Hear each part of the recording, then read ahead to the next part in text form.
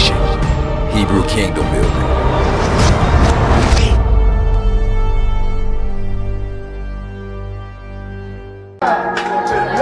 It's Shabbat, we cannot stop. ATX, we on the top.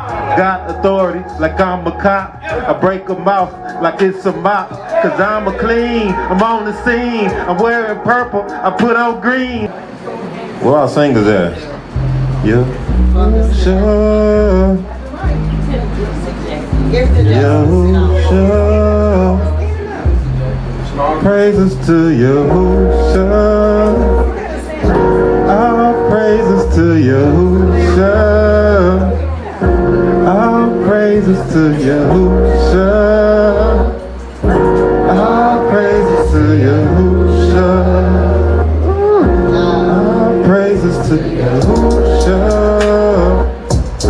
All praises to Yahusha. All praises to Yahusha. All praises to Yahusha. All praises to Yahusha. All praises to Yahusha. All praises to Yahusha. All praises to Yahusha.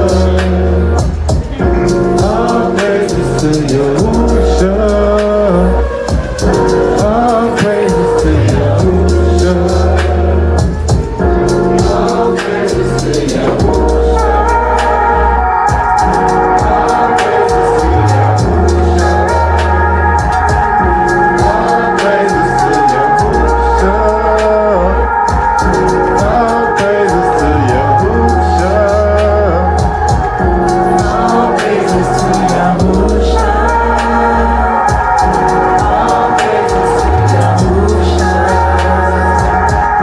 All praises to Yahusha.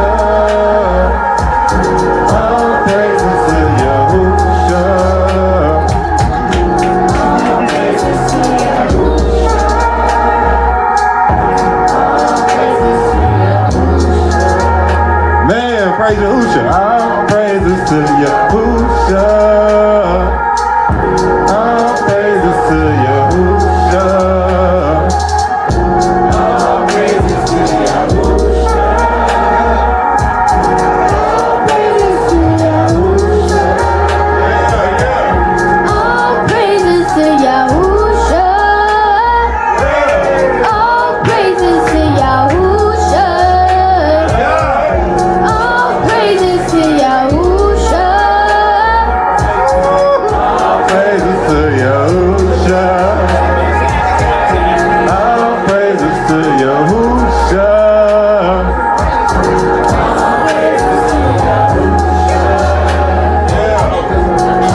Praises to Yahusha. Oh man. We're gonna talk about today is, Nah, that's through, man. Praise Yahusha. Hallelujah. He did that one. For real. Woo. That's it, man. Y'all caught me off guard on that one. I was like, man, hold up. Then Shimshon started freestyling too. I was like, oh yeah, man, let's get it. I almost forgot we were supposed to bring this word out, man. all right. That's what we're gonna talk about, dominion, today.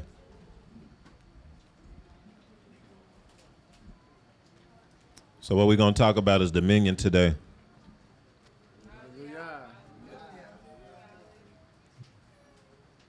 Let's get it.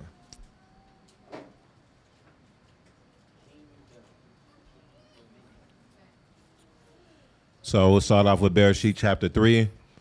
We all are pretty familiar with this verse, but we're going to go over it. So Bereshiyt chapter, that's actually chapter 1. Typo, chapter 1. So just go ahead and disregard the 3 part up there. Bereshiyt chapter 1, verse 27. So Eluah created man in what? So Eluah created man in his own image. We are made in the image of Eluah. Y'all got to keep that in mind. We are made in the image of Eluah. In the image of Eluah, he created him. Male and female, he created them.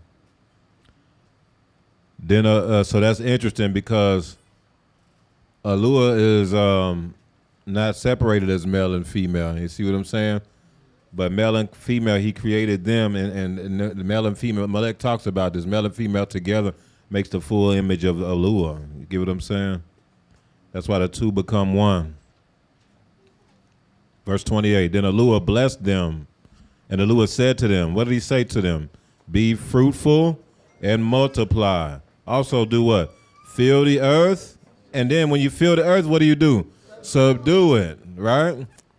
This was the commandment to the chosen seed. This was not an option. This was a commandment. This was a Torah. This was not up for a question.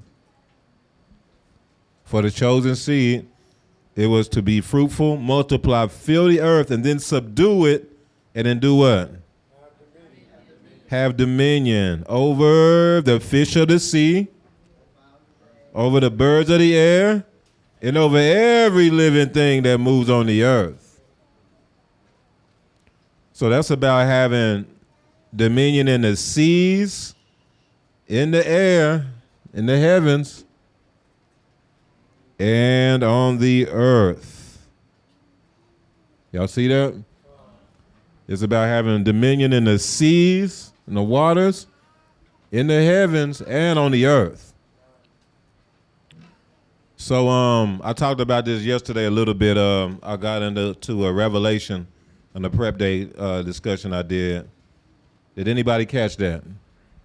Oh, hallelujah. Praise Yahushua.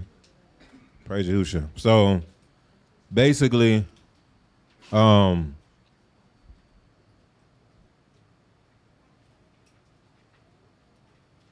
whoever has control of those things has the dominion. Whoever has control of the airs, the seas, and the earth has the dominion.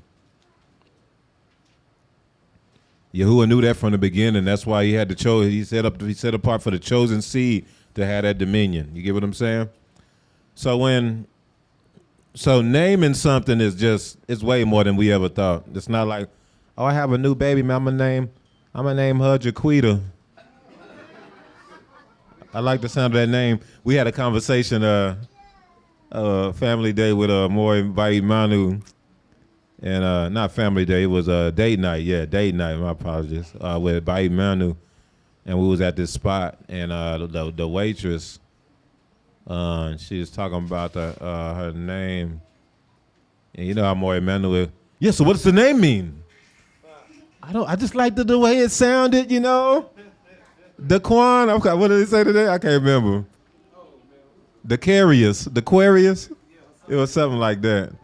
But it's like, yeah, I just really like the way it sounds, you know. And more money, yeah. But what does it mean though?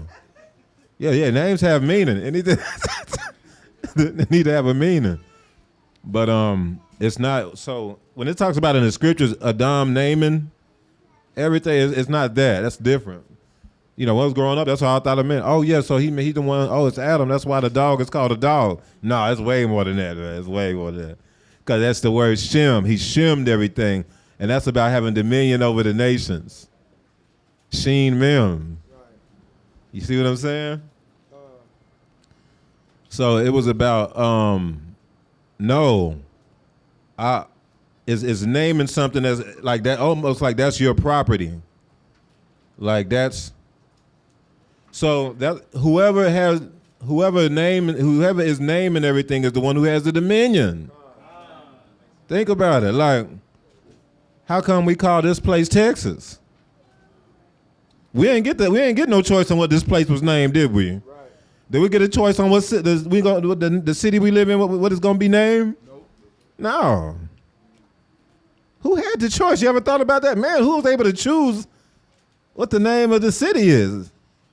ATX, we be like, ATX, man, people be getting it tatted on them, man, you know what I'm talking about? 512, ATX, you know, people be tatted on them, everything. You're like, man, you ain't even get to come up with the name. You know.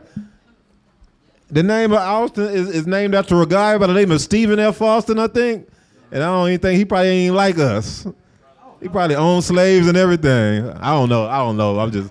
I don't know. I didn't do no research on them, but hey, that was a through guess. See, there you go. And we getting Austin tatted on you and stuff like that.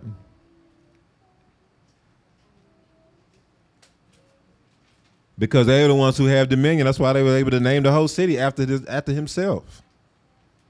And that's what and what he named it, that's the name of the city. And that's what's on the maps. That's what it's considered. See, that's how the type of dominion that Adam had. The scriptures say that whatever Yahuwah named it, that was the name.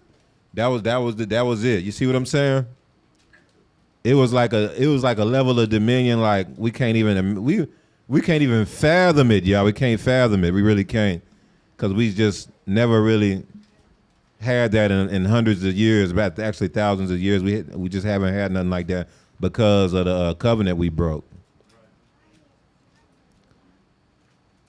But plenty of other nations, oh yeah, they know they can help you on that, because our minds don't even go there. Our minds don't even think that deep.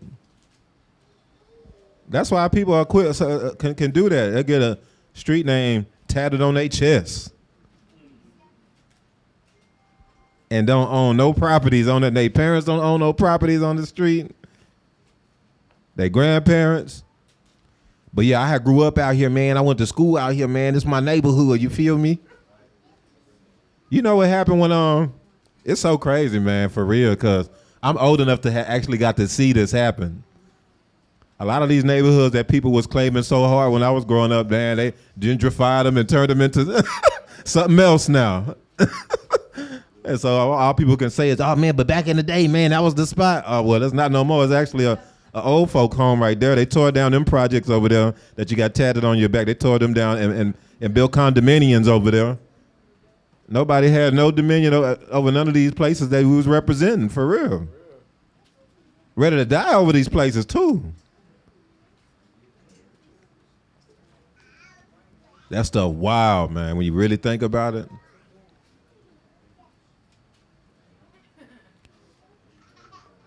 They let you know who had the dominion real quick, didn't they? They reminded you real quick. Yeah, I think we want to turn this into a condominium.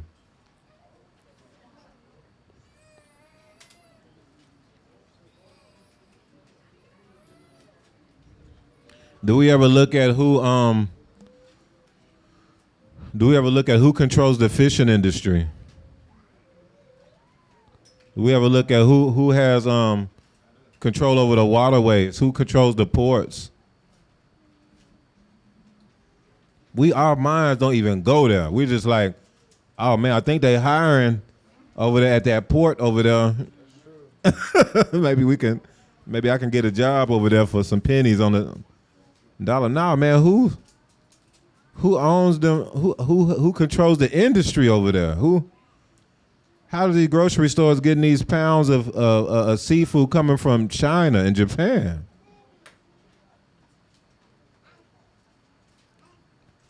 Because they making millions off this stuff, man.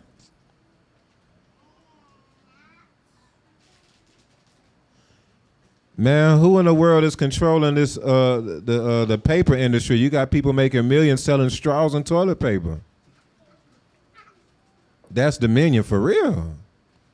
That's the level of dominion we just never seen. Like you can literally I've seen people try to sell toilet paper and stuff because yeah, we really want to get into that, and it it's like it just don't work. Because you're just basically you're buying from somebody else who's making all your money off of it. You got to buy from the person who's making the millions, and then you try to make about $1 or $2 off of it. Because everybody's going to say, oh, that's high, man. That's high. Dominion. But nevertheless, going back to Adam, he had dominion over everything. We know we're not going to go through the whole chapter, but when you read, then it talks about how there was water flowing out of Eden. That Eden was in abundance. Eden means luxury. Adam was through. He had the whole region conquered. And he was in Eden, which was full of everything, because Yahuwah provided it for him. And then it talked about these 4 rivers that flowed out of Eden. that flowed. And so what that symbolizes that there was like a word flowing from Eden to the four corners of the earth. You see what I'm saying? Like Adam even had the dominion over the information. Over he had the connection with Yahuwah. You see what I'm saying? He had the connection with Yahuwah, and so there was rivers flowing. So everybody was able to benefit from Adam and Eve. They were able to drink from the waters coming out of Eden. You get what I'm saying? That's the symbolism of that. Anyway, let's keep going. Tehillim, Psalm 146, verse 5. Happy is he who has the allure of Yaakov for his help. That was Adam. Whose hope is in Yahuwah, his allure. Who made heaven and earth, the sea, and all that is in them. Who keeps truth forever. This is Dawood. See, Dawood understood it. One thing about Dawood, he understood dominion. That's one thing he understood. And what this is reminding, Dawood says this because it's reminding you that Yahuwah is the one who's in control of the heavens, the earth, the sea, and all that is in them. Not no other nation, not nobody. That's why it's Yahuwah who controls everything. But this is what the nations want. You saw it again in Acts 4. So when they heard that, they raised their voice to Allua with one accord and said, Yahuwah, you are Allua, who made heaven and the earth and the sea and all that is in them. Why are they saying that? Because what happened in Genesis 3? He made heaven and earth and everything, and then he made everything that's in them. Then he made Adam, and he said, be fruitful, multiply, fill the earth, subdue it, and have dominion over the seas, the fish of the seas, over the birds of the air, and over everything on the earth. That's why they're saying that. Yahuwah's our Allua, and he's the one who created these things. He's not Yahweh, he's our Allua, the one who created the heaven, the seas, the earth, and everything in it. So that's for us. He created us to maintain those things that he created. Y'all were not created for that, other nations. That's why as long as y'all had control over these things, y'all tearing it up. That's why. That's why.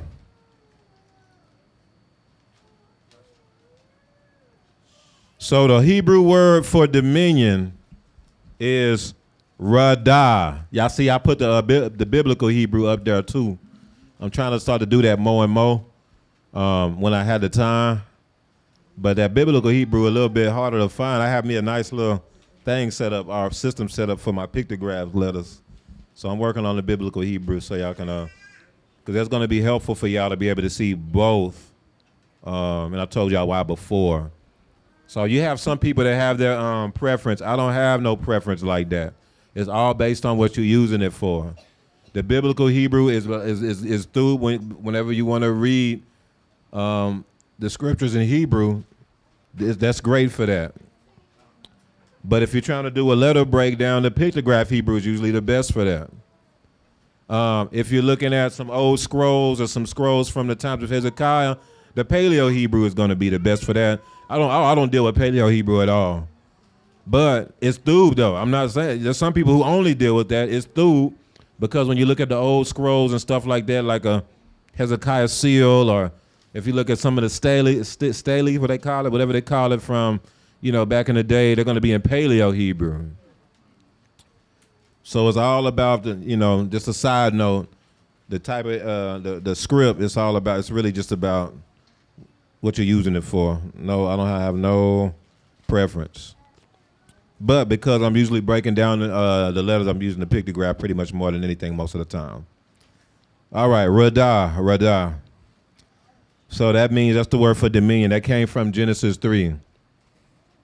So radah is right here when it says subdue it and have dominion. That's the word radah. That's H7287. Okay, that's the resh, that's the dalet, and that is the hay. And what I'm gonna do is I want to hear somebody give a shot at it. Let's let Jordan give a shot at it. What? Hey, give him the mic. Nah. All right, let's let All right, I'm trying to see something. Anybody from Jungle want to give a shot at it? Let's see anybody from the Jungle first. Let's get Nathaniel. Well, Nathaniel been holding y'all down, man. The revelation that opens the door to the head. Oh, that's dope. I like that. What else? One more. Let's get one more. Who else? Anybody, not just the Jungle, anybody. Nobody? Okay. All right, so dominion is about being head over the access to revelation. So that means it's like being a chief. When I say head, it's like being a chief over the access to revelation. Y'all get what I'm saying? In other words, it's about controlling. It's about controlling the information. It's about having control of to the information, to the revelation. That's dominion, y'all. Another way to look at it, it's also about the heads of Yahusha being revealed. So it's also about the heads of Yahusha being revealed. You know, Yahusha's the door. So that's another way to look at it. Because we know when the sons of men are revealed, that's when, you know, it's time to take dominion. So that's also another aspect. But I want to focus on the aspect of the heads having access to the heads the heads being, I'm being head over the access to revelation. Being head over the access to revelation. That's about controlling information. Whoever has control of the information has the dominion. Yes, whoever has control over the information has the dominion, y'all. That's another big part that we don't realize. Why do y'all think when during slavery we wasn't allowed to read? That's right. Why do you think when Rome sacked Israel and caused us to be scattered, when Rome sacked Jerusalem in 70 AD, killed millions of people in Jerusalem, scattered us, that they acted like that they burnt down everything, but they didn't. They took a lot of our books, and they possessed it. They had possession of all our information. And that's when what Catholicism was birthed. That's when you had Catholicism. That's when they had access to the information. Rome did. So much so they were able to start a whole religious system. When you look at Catholicism, it is literally a perverted, fake, imitation, GMO version of the Levitical priesthood.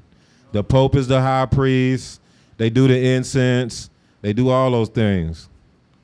They do repentances. You go before the Pope or a priest or whatever they call it. Do the repentances. I remember when one of my old homeboys passed, his parents were, he wasn't about no religion at all, but his parents was Catholic. So the funeral, you know, was at a Catholic church. It was a black Catholic church. And it was interesting, man. Like the priest had an incense thing, a censer. And he was yeah. Man, that comes from Torah. That's the priesthood. That's where they got all that from. They're the ones who took our stuff. They're the ones who do y'all think went and sacked the temple and plundered the temple and pulled all the stuff out of there? It was them. It was Rome.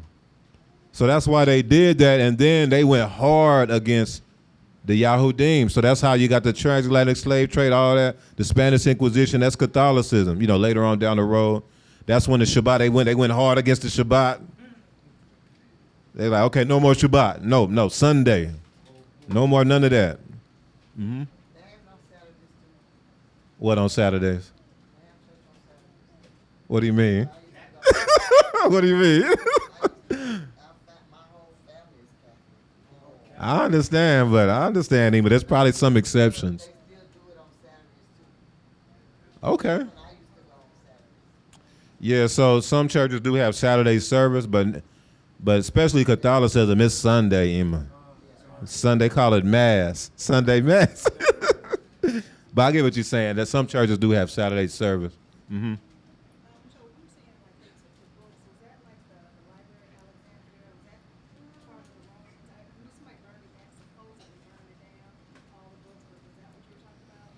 So Alexandria was in Egypt, and that was one of the biggest libraries in the world.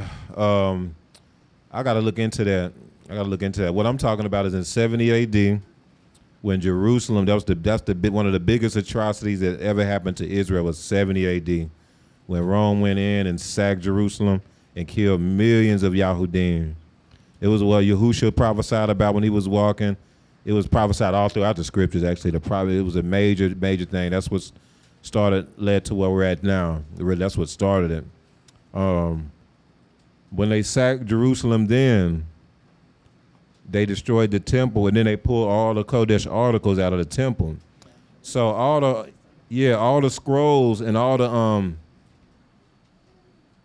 Kodesh things, all the information they kept in the temple. That's where they kept it. It wasn't like how it is now where you can just go to Walmart and buy a Bible. It wasn't like that.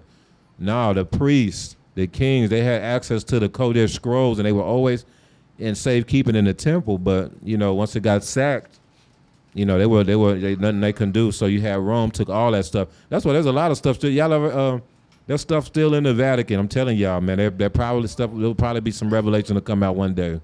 But they got our stuff, y'all. They got our stuff. What I'm gonna say. There's even stuff from the Brit Hadashah that they were pulling out, like manuscripts that they decided to pull out one day that they always had, like the Codex Vaticanus that came. They had it. That's why they call it the Codex Vaticanus, where the NIV and a lot of other stuff was made from. They found it in the Catholic Church, they say, but they just had a lot of stuff from. They took those books when they went and conquered Israel and Jerusalem. They took a lot of the Kodesh things. Now, that's why the Dead Sea Scrolls is a big deal. I'm not going to go too deep in this type of stuff. I'm just going to say this last thing. The Dead Sea Scrolls was a big deal because they didn't find that. So it got found later, you know what I'm saying? Because they had it hidden in those caves. It wasn't at the temple. The Dead Sea Scrolls was from the Qumran people they wasn't dealing. They decided to get some land outside the city, and they had their Kodesh things hidden in caves in the dry areas. So that got found later, like relatively recently. I think that might have been like in the 60s or something, 50s or 60s. And so that was really through. But anyway, the point is, he who controls the information has the dominion, though. That's the point. So that's why we weren't allowed to read. That's why they took our books and then told us how you're supposed to interpret our book. That's why they took our book and said the law's done away with. When an Israelite would have never even thought that, ever. Ain't no Israelite would have ever even thought that. Even when they tried to accuse Paul of them of that, Paul denied it vehemently. No. They were like, he's teaching against the Torah. He's trying to tell people not to keep the Torah of Moshe. And Paul, they took Paul before the courts and tried to accuse him of that, and he denied it vehemently. No Israelite would have ever thought that Paul was trying to do away with the Torah, that's what Yahushua teaches. But what happened, you had Romans who are reading it and Catholics, and they're like, oh yeah, we're going to change the Sabbath to Sunday. The law's done away with. We're going to, why are we doing Passover when that's just going to cause people to want to follow the Yahudim, and they're filthy. We don't like them. Right. So how about we merge and mix some things together and we can create Easter? Yep. It comes from Ishtar. We got a lot of people in the Roman Empire who worship Baal and do Ishtar. We'll mix it up and everybody will be happy. Christ Mass. Yeah. Good old Christmas. We got a whole lot of people that do Saturnalia, so what we can do, we can say is it's his birthday, and boy, they was serious with it. Crafty, they took our book crafty, man. Crafty. And change the laws, change the times and seasons, everything. Because he who has control of the information has the dominion. And what happened? They had major dominion. They had so much dominion. Why do y'all think every church goes by the ways of the Roman Catholics? Why do you think the whole world keeps Christmas? The whole world does Sunday service, Sunday mass. It don't matter if you Baptist, Pentecostal, whatever. Because he who has the information has the dominion.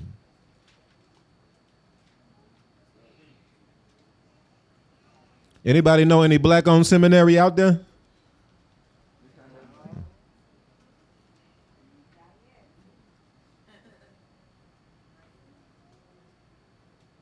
He who has the information has the dominion. That's why they went through great lengths to have possession of all the information. But see, what they didn't realize, that's the ignorance of the other nations. You can have a book all day, but the understanding comes through revelation, though. The true understanding comes through revelation, through the Ruach. And the Most High designated that for the children of Israel. That's who he designated that for. All right, so looking at the word radah, that makes sense, y'all? Well, let's keep going. Let's think about it. Think about Solomon. Let's look at it. Think about Solomon. Did Yahuwah give Solomon a whole lot of stuff, or did Yahuwah just give Solomon wisdom and understanding? And because he had he had access to the revelation, that he had a supernatural level of information, of wisdom and understanding. He had dominion like no other.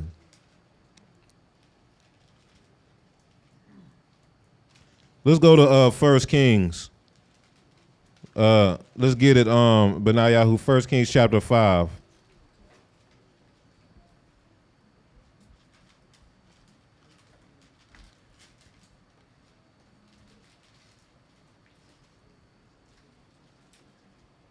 And start with 1 Kings chapter 4, I think.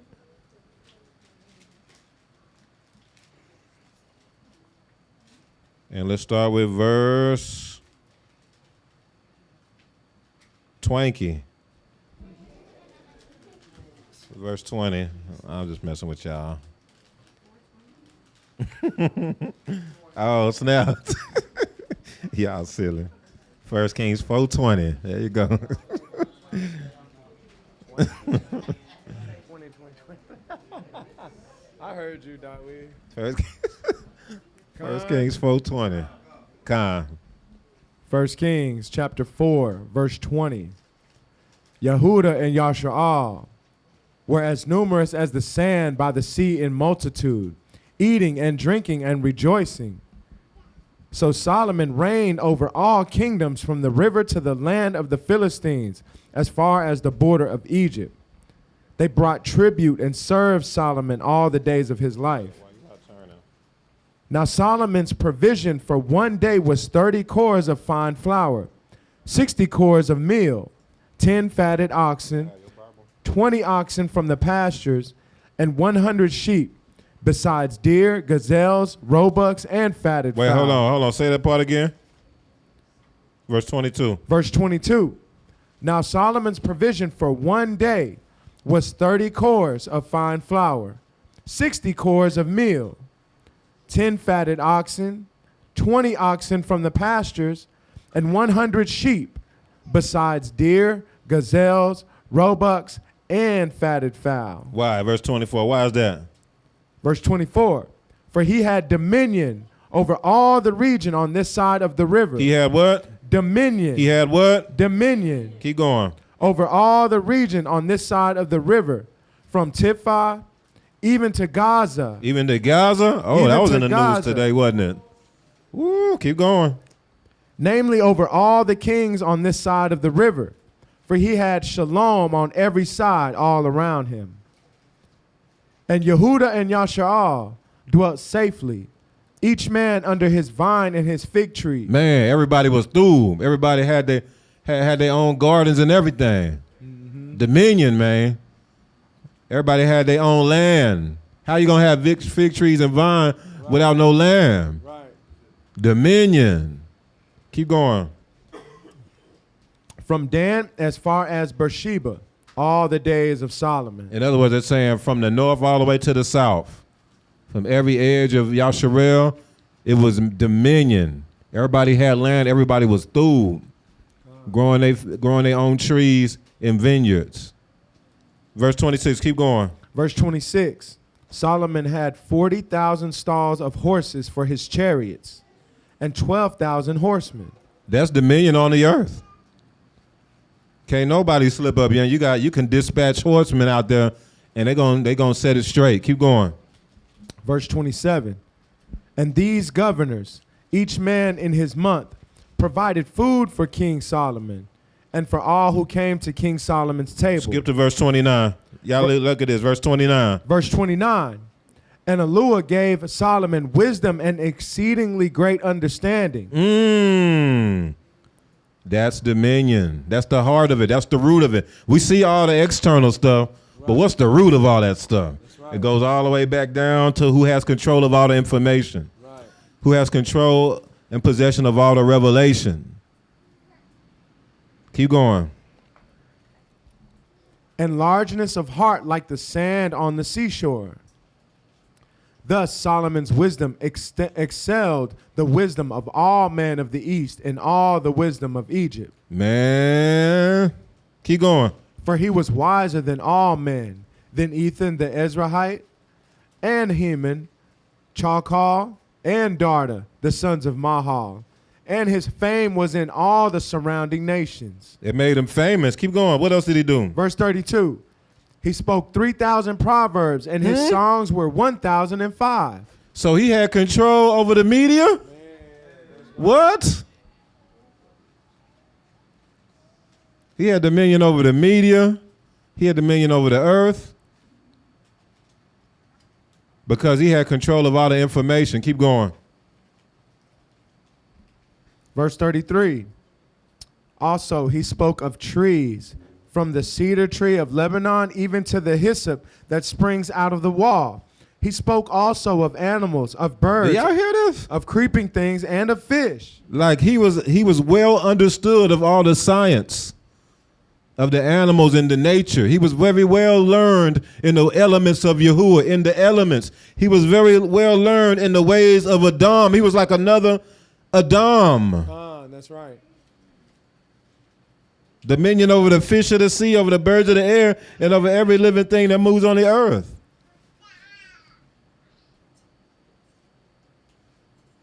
Read verse 33 again. Y'all gotta hear. Y'all gotta see. We gotta know what dominion is, because this is what's coming. There's a certain way you gotta have your mindset. There's a certain way of thinking that you gotta have for this. Keep going. Say it again. Verse 33. Verse 33. Also, he spoke of trees, from the cedar tree of Lebanon, even to the hyssop that springs out of the wall.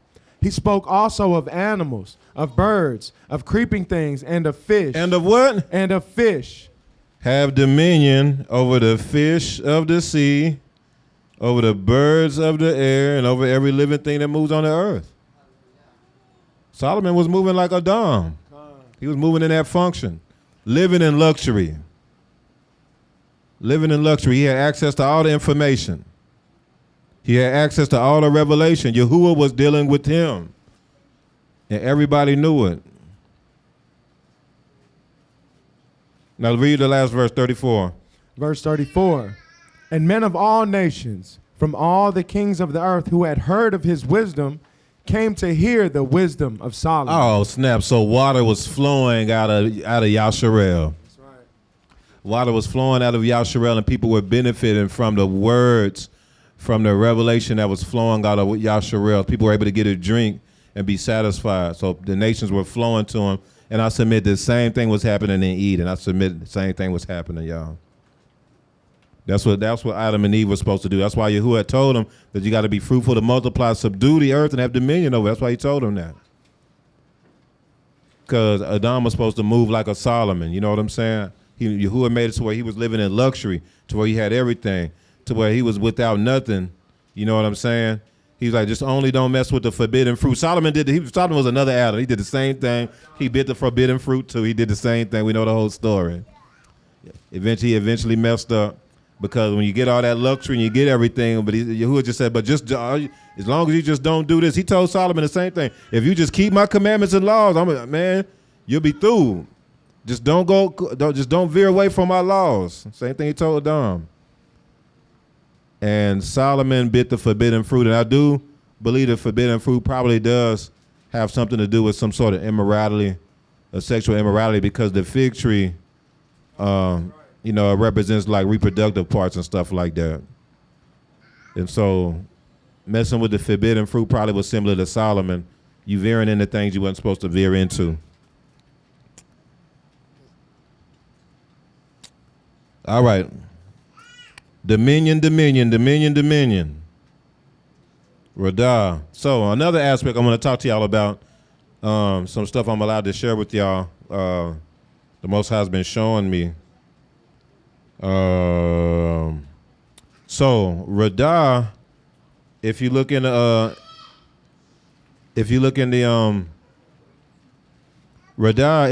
Strong's Concordance, oh man, that's just wow, yeah. But anyway, y'all can look it up in the Strong's Concordance yourself, though. It's a little faded, it's a little choppy. But what it says here, oh, y'all through? Hallelujah. Okay. So it's based off of the word Radah, I believe that's what that says. No, that's Radah, and it says this is from the Chaldean lexicon. Yadak. It's associated with yadak, which means to what? To tread. Y'all get that? To tread like a wine press. That's what's related to the word Radah. And even if you look it up in the H7287 in the Strong's Concordance, it also means to tread. If you look down at the different things that it means, because it's related to that word in the Chaldean lexicon as well. So to tread, to trample like the wine press. This is very interesting. Very interesting. So it's he who controls the information. That's why we got to make sure that our children have the information. That's why do y'all think the nations went through great lengths? The scriptures talk about how the nations will try to hide Israel, from knowing that they're Israel. They'll make the remembrance of their name no more. Because just knowing that information, why do you think there's so much information that's hidden? There's so much information that they do not want out. During slavery, they didn't even give you the whole Bible. A lot of plantations, they had what you call the slave Bible. And in the slave Bible, they basically took out Torah out of there.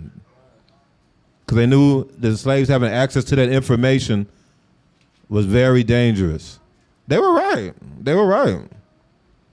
We're like, man, that's messed up. But if you're trying to be wicked and you're trying to enslave people, you don't want them reading their book about their nation and about their Torahs that can give them empowerment from their allure. And the proof is in the pudding, because what happened when there was one slave who got a hold of the Bible? His name was Nat Turner. And what happened when he did that? It was one of the better slave owners. They was letting them read. They were trying to be nice. And what happened? For real. Because there's something to that information, something significant to that information. So but so as far as this, the word for dominion also is associated with the word to tread on, to tread. So basically, it goes back here, Bereshiyt 3. And I will put enmity between, this is the judgment that Yahuwah put on Eve and the serpent, basically. He said, and I will put enmity between you and the woman. He's talking to the serpent. It's really the judgment on the serpent. between you, the serpent, and the woman, and between your seed and her seed. So there would be a enmity that Yahuwah will put between the seed of the woman and between the seed of the serpent. And he said that he shall bruise your head. He's talking about this, the woman, really, is what we're talking about. It's the woman and her seed, because remember, it said I will put enmity between you and the woman first. Then he says in between your seed and her seed. So it's the woman and her seed. He said he shall bruise your head. That's the woman shall bruise your head and her seed. And you shall bruise his heel. What is that showing? That's showing that the seed of the woman is supposed to be treading on the serpent. He shall bruise your head and you shall bruise his heel. So that means the serpent's supposed to be under your feet. You're supposed to be treading on the enemy. That's the dominion. So he was even hiding in here, that Yahuwah was even hiding even in this prophecy. Not only was this about Yaakov, we talked about that before, but also that he's going to make it to where the seed of the woman will have dominion over the seed of the serpent. Because the serpent will be under his feet. Y'all get that? Okay, all right.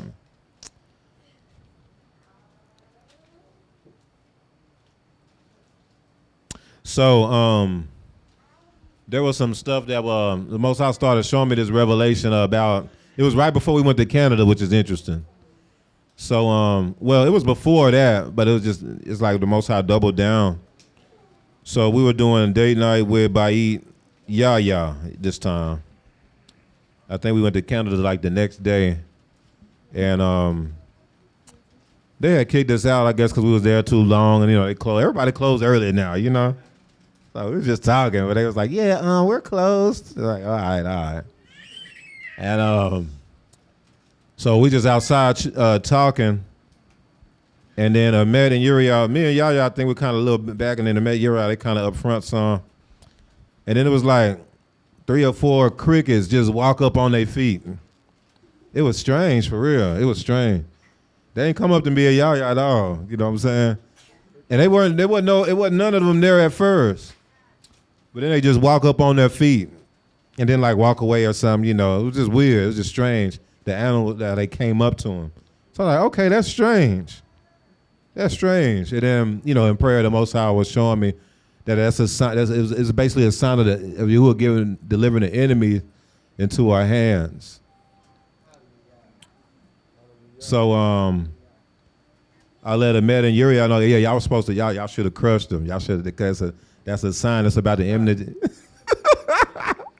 It is though. It's about the enemy being delivered into your hands. You're supposed to, when Yahuwah delivers the enemy into your hands, you're supposed to take them out. Right. It's just, that's what it is. That's dominion. Who's that head? Yeah, that's yeah, exactly. And so, that was when, and I think Uriah, she had a dream like that same night, confirming all that stuff as well. But then it was something that me and them met the next day, where it came up again. You know what I'm saying? So it was just like, man, this is interesting. This is crazy. So it's about dominion. And so let's look at this in Luke chapter 10, verse 17. It's on the screen. Then the 70 returned with joy, saying, Adonai, even the demons are subject to us in your name. And he said to them, what did Yahushua say to them? I saw Hasatan fall like lightning from the Shamayim. Behold, I give you the authority to do what? Trample on serpents and scorpions. Y'all, the next day or 2 days later, didn't Jalea get stung by a scorpion?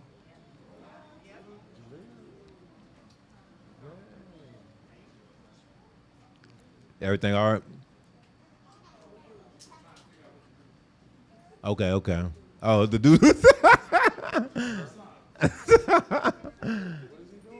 But yeah.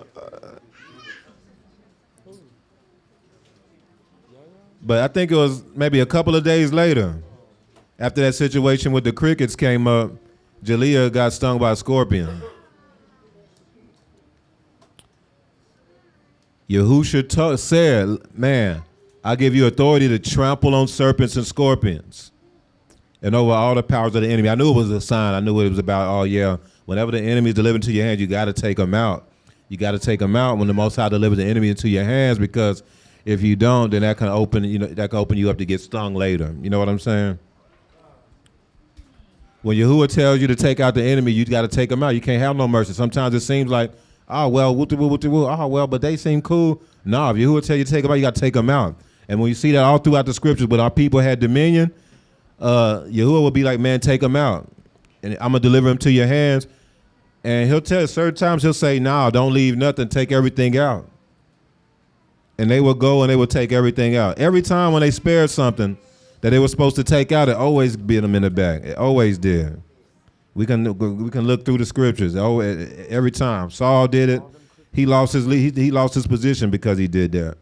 There was a time when I believe Joshua did it during their conquest, and that was some issues. But the list goes on and on and on. But look at this scripture where Yahushua's saying, because this is similar to what was spoken to Adam, in the sense where you were saying in Genesis.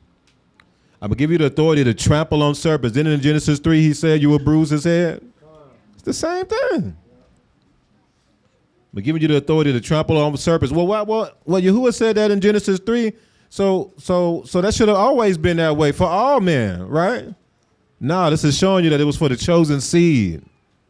Adam was of the chosen seed. There were other people out there. We know that because you saw when the Cain and Abel thing happened, he was worried that he would get killed. But this is for the authority that Yahuwah gave to Adam to be able to crush the head of the serpent. That was for Adam and his seed. The seed of the woman was a specific seed. That wasn't everybody who had that authority. So Yahushua is doubling down when he's talking to his people. He's talking to the disciples. And he's like, yeah, I'm giving you authority. It's a level of authority. I'm giving you dominion, basically, to be able to trample on serpents and scorpions. What happens when you trample on a scorpion? You're going to crush them. But look what else it says. Not just over serpents and scorpions, but over all the powers of the enemy. I was like, man, Yahuwah, I see it. I get it. I get it. And over all the power of the enemy. And nothing shall by any means hurt you. But when Yahuwah delivered the enemies into your hand, you got to take them out, though. You got to take them out. Romans chapter 16. Now I urge you, brethren, note those who cause divisions and offenses. That sounds like snakes and scorpions to me. Note those who cause divisions and offenses contrary to the doctrine which you learn, and avoid them. Yeah, you can't be like, well, I know he don't believe in Yahushua, but I like the way that he teaches Hebrew, so I'm going to listen to him. Okay, you're going to be listening to him. He's going to be throwing darts at Yahushua all throughout the teaching, and then now you wonder why you're struggling with doubt.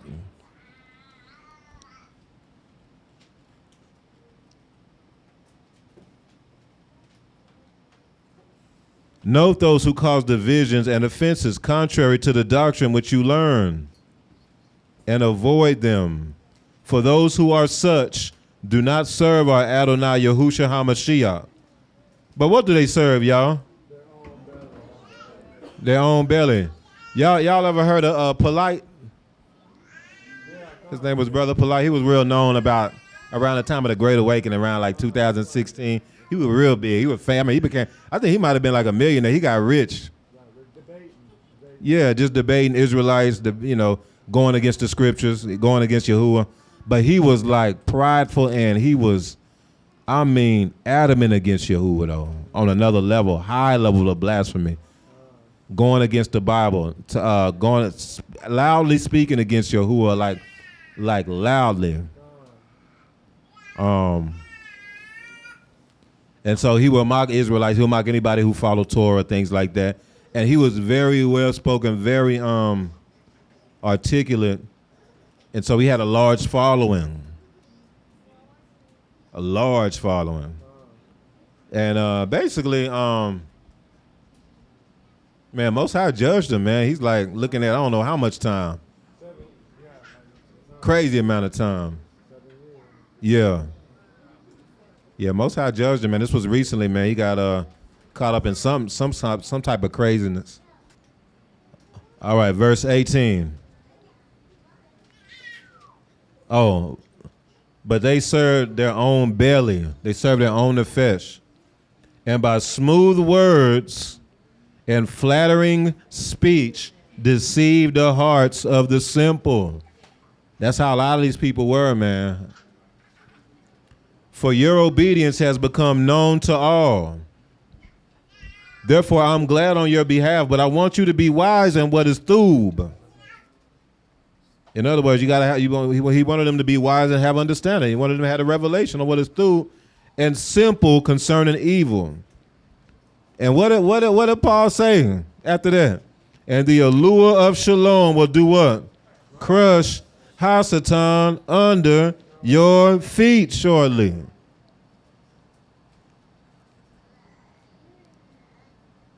That's how this works. That's how it works.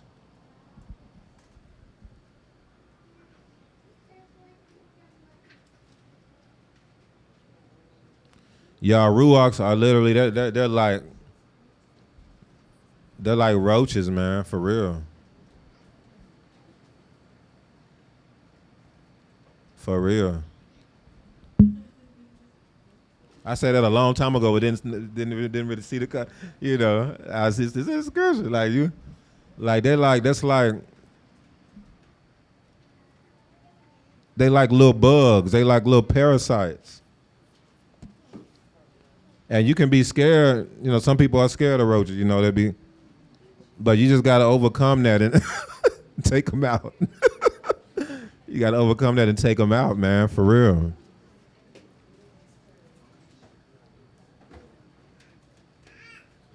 And crush the enemy under your feet.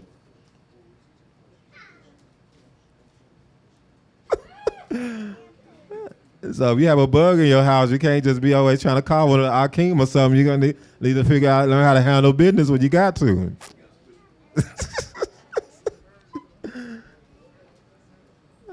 All right, Bamidbar 13:33.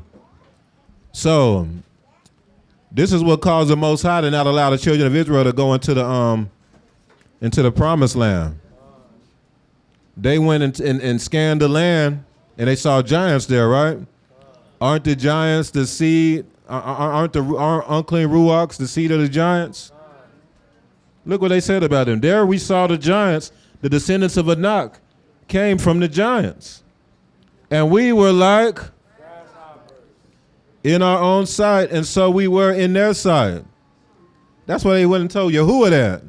When you supposed to be crushing the enemy under your feet, you coming on Yahuwah talking about you look like grasshoppers.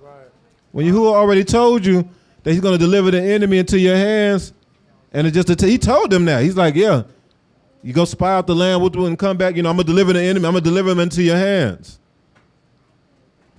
And they came back scared and said we were like grasshoppers in their sight. Confidence. Y'all, when we was out there with Yahya and Uriah, those were literally crickets or grasshoppers that were walking up to their feet, y'all. They were literally grasshoppers or crickets, which is. There ain't no bugs on the clean food list except the crickets. Yeah, the locusts. So think about this. Yeah, no. So you just reminded me of something important. So grasshoppers. So grasshoppers. Remember when Yahuwah was judging Mitzrayim, and what did he do? Because the Mitzrayites probably looked at locusts as nothing. Like you can crush them. They insects.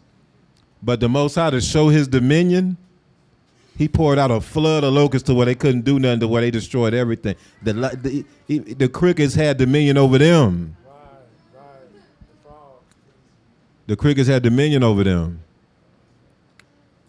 And it was just showing the Mitzrites that now, man, Yahuwah is the allure. It's the Most High who has dominion over these things. Oh, go ahead. Yeah. That stuff is wild. That stuff is wild, y'all. So,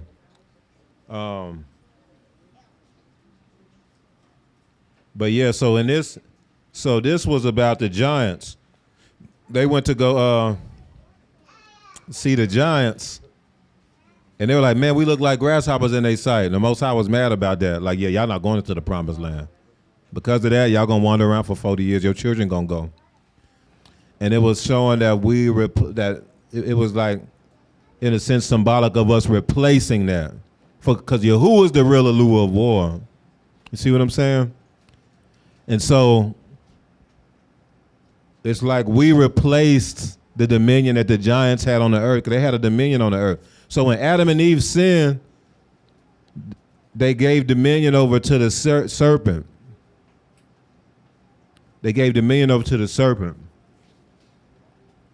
But so then that's why you had the different other allures had dominion over different parts of the earth. They called principalities. That's what they called. But what's happening? Y'all gotta understand this is very significant. The Most High is giving that dominion over to the Kodashim. We're replacing them. We're moving as allures on the earth. Y'all get what I'm saying? So it's now, they're the grasshoppers. You get what I'm saying?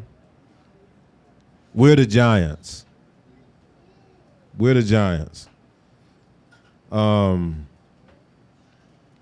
That's why on Yom Teruah, Uriel saw a vision of a giant Malak. And the Most High was showing me that was a myth. Before that, Uriel had dreams of her being a giant. I had a dream a while ago of me being a giant. That's what it's about. Dominion. That's what it's about, dominion. Taking the place of those of old and having dominion on the earth.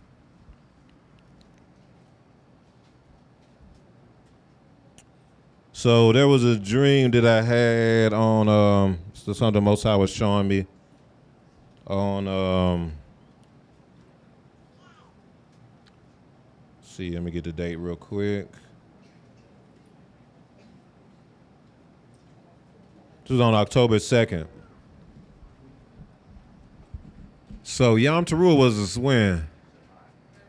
Date? The 30th. So this was a couple of days after Yom Teruah. A couple of days after. So I'm going to read it verbatim. So I was doing my hands like in the two lions dream last year. But this time it was two black giants. They were huge, and it was an entire military along with the two giants. It reminded me of a scene from Wakanda, all black super army mobilizing, and I was directing them. I remember the two giants were super fast and agile. I remember they had like spikes that were wearing around them like sharp stones, silver gray color, and they were mobilizing, ready to kibosh everything in his path. And basically the understanding was that the two giants represented Ahmed and Uriah. The two giants represented Ahmed and Uriah. Again, it goes back to the two cars, it's about dominion. It's about dominion. I'm pretty sure the whole army that represented the Mishpachah.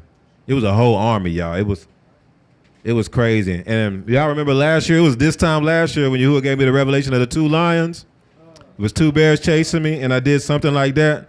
And then the two lions went after them. So I was doing that same thing, but it was these two giants with a whole army this time. Last year it was just two lions only, and they went and attacked the bear. But this time it was a whole army,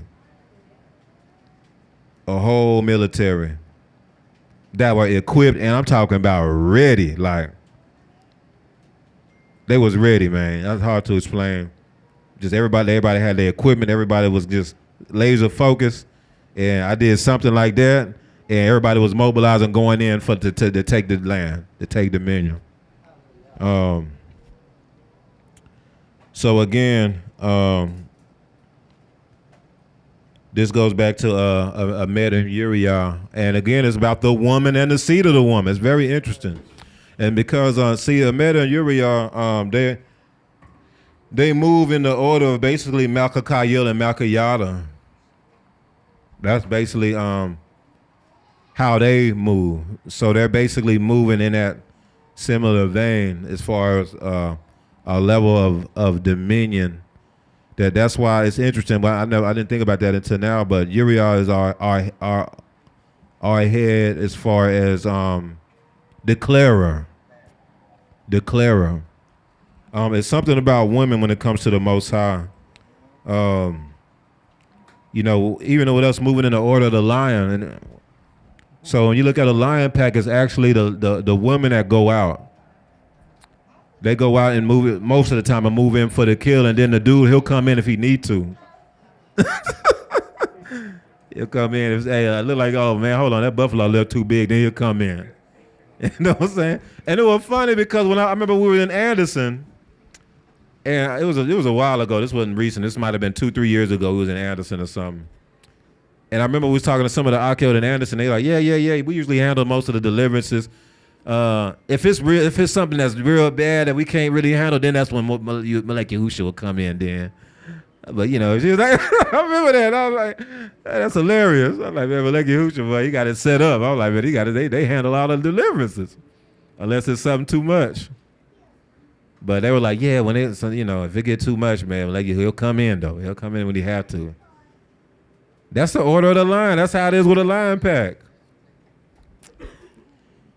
And so,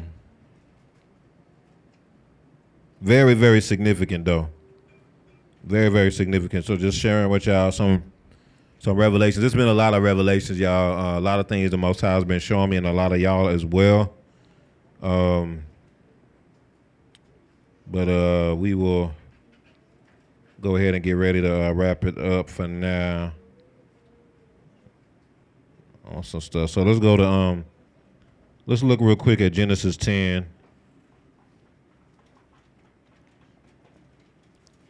That's a 10. Picture it. Use your imagination.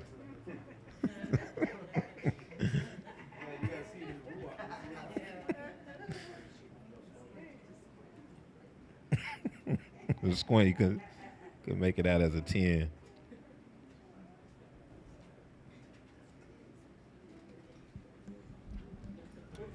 But yeah, it's very it's something very ruwakal about when it comes to Yahuwah's daughters. It goes back to in reality, y'all think about this. Anybody who has daughters and sons, any dad, what happens if your daughter cries out? Yeah. You're like, here I come to the rescue. That's the mindset of a dad when a daughter cries out. When the son cries, man, what's wrong with you, man? You all right, man. What, man? You'll be all right, man. All right. For real. Son comes home, man, so-and-so was picking on me and he hit me, and you didn't hit him back, man? Okay, let's go. We need to go back to the yard and go back and do some boxing lessons. Daughter come talking about somebody hit. What? Oh no, what my shotgun? Okay.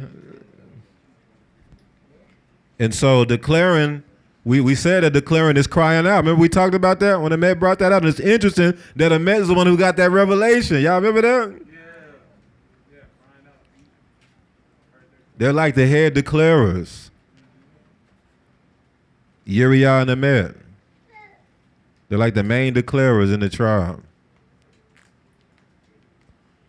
When you look at Anderson doing worship, do you see, is it Malek Yahusha who's the main one declaring? It's usually one of the Akiyot, ain't it? When the daughter cries out, y'all, it's something about that. Something very powerful with that, man. Amazing, y'all. Because I'm like, man, that was Med and Uriah? Oh, snap. That's the secret weapon. Think about what caused Simeon and Levi to sack that whole nation. They was in peace and they was in shalom with the Shechem people and the Canaanites until they moved wrong with the daughter. Until they moved wrong with the daughter, with the sister, it was time to sack the whole nation.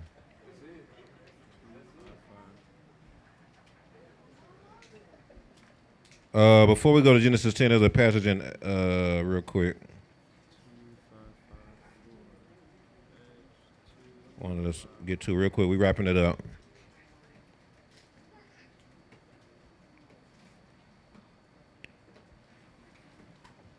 We won't go there for time. I'll just say it.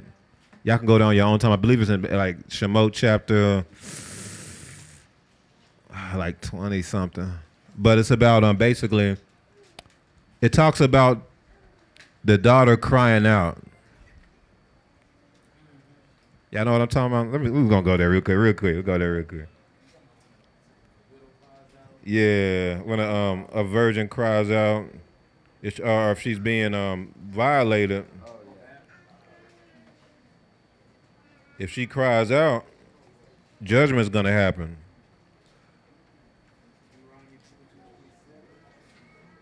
Oh, that might be another one that said the same thing.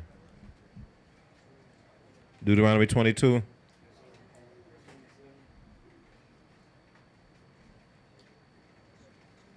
What does it say? Go ahead and read it.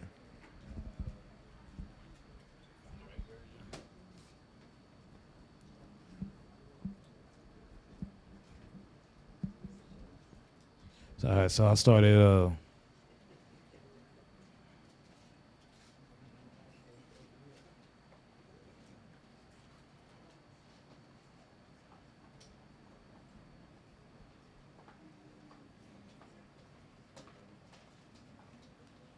So I started verse 27. God, for he found her 25. This might not be it though, Mushal. But if a man finds a betrothed young woman in the countryside, and the man forces her to lie and lies with her, then only the man who lay with her shall die. But you shall do nothing to the young woman. There is in the young woman no sin deserving of death. For just as when a man rises against his neighbor and kills him, even so is this matter. For he found her in the countryside, and the betrothed woman cried out, but there was no one to save her. According to Torah, you got to be taken out if the daughter cries out about you. All right, read Exodus 22 and give me verse 27. Exodus chapter 22, verse 27. For that is his only covering. It is his garment for his skin. We've been talking about new garments, wasn't we? Keep going. What will he sleep in? And it will be that when he cries to me. That when he what? When he cries to me, I will hear, for I am gracious.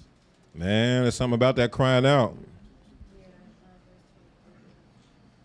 Let me see. Verse 23.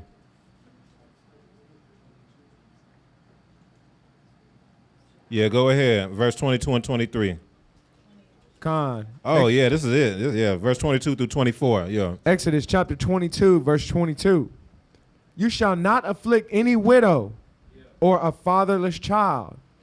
If you afflict them in any way, and they cry at all to me, y'all see this? I will surely hear their cry. Man. And Hold on, I think they was paying attention. Read it one more time. 22 through 24. Verse 22. You shall not afflict any widow or fatherless child. If you afflict them in any way, and they cry at all to me, I will surely hear their cry. And my wrath will become hot, and I will kill you with the sword. Your wives shall be widows, and your children fatherless. If you lend money to any of my... It. Oh, yeah, my bad. Yeah. So isn't Israel the virgin bride?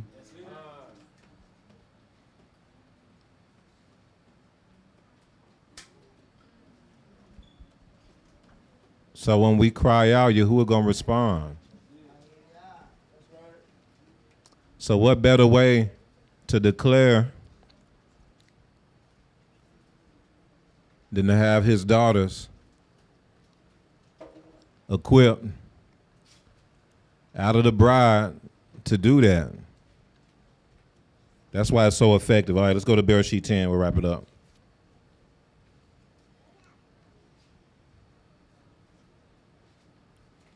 In the Torah portion. So basically, it's all about dominion, y'all. So the Torah portion is I believe this is Torah portion Noach. And so basically what you saw is that Yahuwah saw that there was violence on the earth, that everything was basically the wrong people were in control. Why? Because remember the giants were on the land, right? So they ended up having dominion on the earth. The wrong people were on the earth. So the giants was in the land. Basically what? The principalities. No different than today. They were ruling the land. So violence was all over the earth. He said the hearts of men were just evil continually. So just wicked imaginations, vain thoughts. Everybody in nothing but wickedness. And so the Most High was like, okay, yeah, no. Now this ain't it. I'm going to give dominion back to the Kodashim. It's enough of this foolishness. I'm going to get dominion back to the Kodashim. Because remember, after Adam and Eve, the dominion gang ended up going to the marine kingdom. Ended up going to Hasatan. After they sinned, they gave away their dominion. That's why y'all can't move in sin. Why you think we so serious about sin here? Because we can't have sin in the camp. How we going to get dominion? The dominion that Yahuwah has in store for us. Yeah. That's why when it comes to this nation, it's not worried about no numbers. Oh no, not worried about that. It's about moving in Yahuwah and Yahusha, because as long as we do that, it don't matter how many people that admit, man, we're gonna be through. Gonna be through. And so Yahuwah judged the earth with water. This is the whole Torah portion. And you go through it. But what did Noach had to do? Yahuwah told him to build an ark. Noach was chosen, the chosen seed to be preserved in the judgment, right? It said that Noah had grace, kin. He was the chosen seed to be preserved in the judgment. And you would think, okay, I'm chosen to be preserved in the judgment. I'm through. I'm going to just go ahead and chill. Nah, there was stuff he had to do, wasn't it? There was stuff you had to do in Immunah like a mud. Like, I want you to build this ark. And yeah, this is going to be like a project you've ever like nothing ever before. It's going to be. I needed to be this size, 3 parts. I needed to be this big. I needed you to use this type of wood. It's probably going to take you crazy amount of years to do it. But you're going to have to do it. You know why? Because I'm finna take out everybody.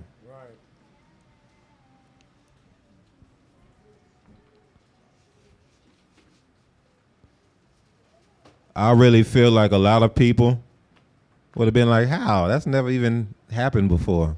Like, it don't even rain.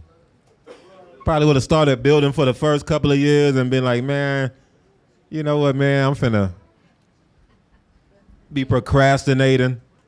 I know Yahuwah told me to do this, but, I'll get to it.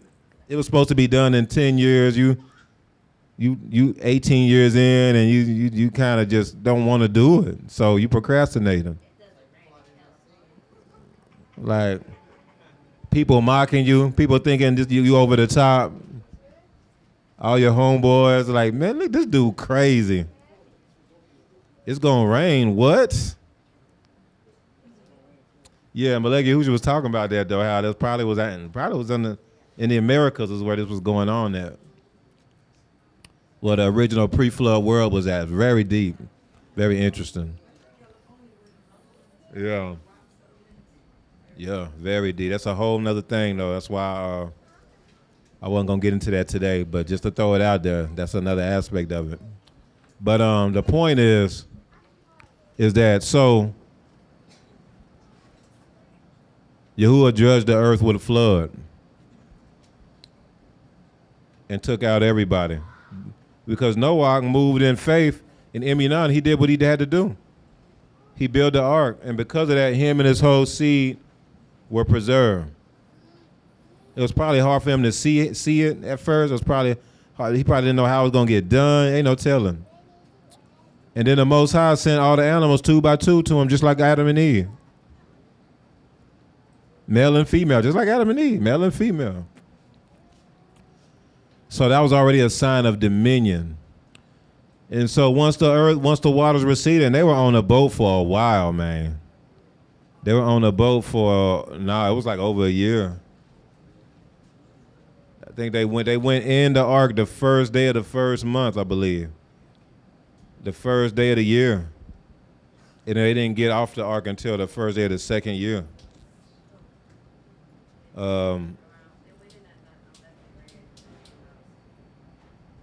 Yeah, it was a year. It was a full year once they actually came out. But that's a whole nother thing. Because the tabernacle was built on the first day of the year too. Exodus chapter 40. But the point is dominion. So now it's time for them to get off the boat. It's time for them to get off the boat. They get off the boat, and Yahuwah tells him the same thing he told Adam: be fruitful, multiply, fill the earth. He told him the same thing he told Adam and Eve. So it's about dominion. This whole thing was about dominion. Yahuwah restored everything back to the Kodeshim again. From the beginning, the Eretz, I told y'all this before, the Eretz, when you look at the Hebrew word for Eretz, it's about the Kodeshim having dominion on the earth. It was a stronghold for Yahuwah and his people. So from the beginning, the earth was never supposed to be in control by the wicked. From the beginning, the earth was created for the Kodeshim to have control over. From the beginning. So Yahuwah restored it and made it back right again. But what happened? It was Noah. He had his children, Ham, Shem, and Japheth. They populated the earth, and that's what we're reading in Genesis 10, okay? Let's go to verse 1. So they populated the earth, and this is what happened. Let's start with chapter 10, verse 1. Genesis chapter 10, verse 1. Now this is the genealogy of the sons of Noah, Shem, Ham, and Japheth. And sons were born to them after the flood. The sons of Japheth were Yomer, Magog, Madai, Javan, Tubal, Meshach, and Tyrus. So basically,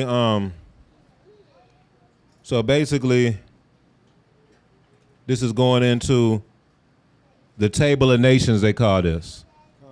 So it's going to all the people that have descended from Shem, Ham, and Japheth that populated the earth. And Yahuwah gave them borders. So did the other nations get to dictate what borders they inhabited? Yahuwah dictated. He said, this is where they're going to go. This is where the people of Shem is going to go. And this is where the people of Japheth is going to go. And here's a little bit of a diagram of that. And so it goes through all the different nations. Keep going. Verse 2. Or verse 3. The sons of Gomer were Ashkenaz, Riphah, and Togarmah. The sons of Javan were Elisha, Tarshish, Kittim, and Dodanim. From these, the coastland peoples of the Gentiles were separated into their lands, everyone according to his language, according to their families, into their nations. The sons of Ham were Cush, Mizraim, Put, and Canaan. The sons of Cush were Sheba, Havilah, Sabta, Raamah, Sabelkah, and the sons of Raamah were Sheba and Dedan. Cush begot Nimrod. He began to be a mighty one on the earth. That's interesting. He began to be a mighty one on the earth. That's interesting because that's what the giants were called. It said that they were the mighty of old. They were the renowned of old. Verse 9. Verse 9. He was a mighty hunter before Yahuwah. He was a hunter. That's interesting, like Esau. But Yahuwah hunts the hunter, huh? Keep going. Therefore it is said, like Nimrod, the mighty hunter before Yahuwah. And the beginning of his kingdom was Babel, Erech, Akkad, and Calneh in the land of Shinar. So he had a kingdom. So now we have a new kingdom that started that was ran by Nimrod. So what happened basically is that Nimrod so the earth was given back to the seed again after the flood. The chosen seed had dominion over the earth again. And then Nimrod rose up and he basically went in covenant with the marine kingdom again. That's basically what happened. So Nimrod was moving in the ways of the marine kingdom, which is the other allures. That's what the marine kingdom is all about. It's the other allures, the giants basically. He went in covenant with the marine kingdom, so now he's dealing with them again and the allures of the giants. So every other allure that you hear about today actually comes from Babylon, man. Nimrod and them, Ishtar, all that stuff that y'all hear about, actually derives from this, from him. It derives from him. And so you keep reading, you keep going down, and you see that that Yahuwah had put them all in their territories. Read verse 19. Verse 19. And the border of the Canaanites was from Sidon as you go towards Gerar, as far as Gaza. Then as you go towards Sodom, Gomorrah, Admah, and Zeboim, as far as Lasha. These were the sons of Ham, according to their families, according to their languages, in their lands and in their nations. I mean, they had their lands, they had their nations, they had their borders. They were dispersed. Verse 21. Verse 21. And children were born also to Shem, the father of all the children of Eber, the brother of Japheth the elder. The sons of Shem were Elam, Ashur, Arphaxad, Lud, and Aram. Skip to verse 32. Verse 32. These were the families of the sons of Noach, according to their generations, in their nations, and from these the nations were divided on the earth after the flood. That's how the nations were divided on the earth after the flood. And it was Yahuwah who set the bounds. And according to Deuteronomy 32, let's see if anybody remembers this, they set the bounds based on who?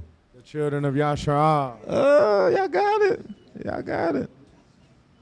So Yahuwah set the bounds, and the bounds were set based off of us, based off of the sons of Elua, the children of Israel. And it's about possessing gates. It's about having possession of the things we said, the earth, the air, the seas, and everything in it. It's about the four elements. It's about the elements. And y'all hear the Maleks talk about the importance of the elements? And how the Most High has been given the revelation of the elements? That's a part of the covenant. The four elements, the air, the water, the fire, the earth.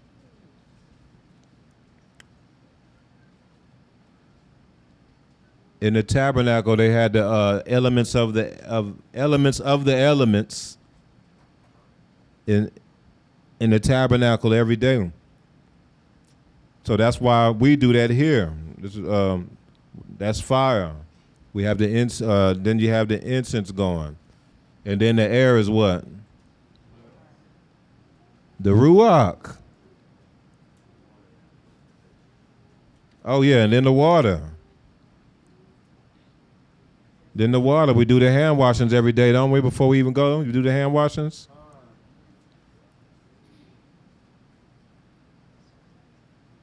The revelation of the elements, y'all.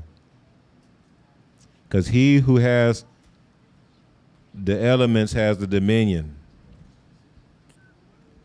How did Yahuwah show his dominion? By showing his control of the elements. Yeah, he caused hell to fall down on the Mitzrites. He caused the frogs to jump out. He turned the water into blood. He who has control of the elements, y'all, has the dominion. He who has control of the information has the dominion. He who has control of the revelation has the dominion.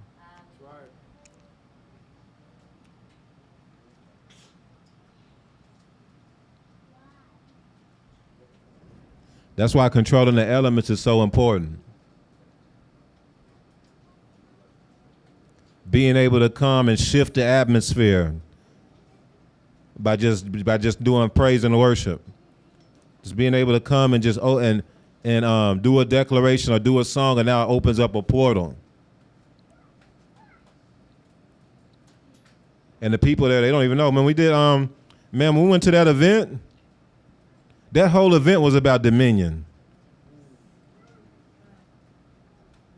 We ain't really, do a whole lot, you know what I'm saying? But when we went in there, it was dominion. We had dominion over the media, over the sound, just like Solomon did. When we performed, it wasn't no just game-changing performance or nothing like that. But the dominion was what was significant. Because as soon as we got on them djembes and stuff, and the Mishpachah started singing, Bethel started singing, Ahmed, it shifted the atmosphere. Controlling the elements.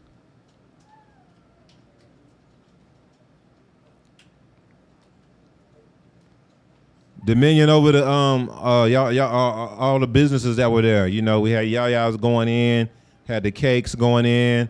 Baid Dawood was going in with the coffee and the different things.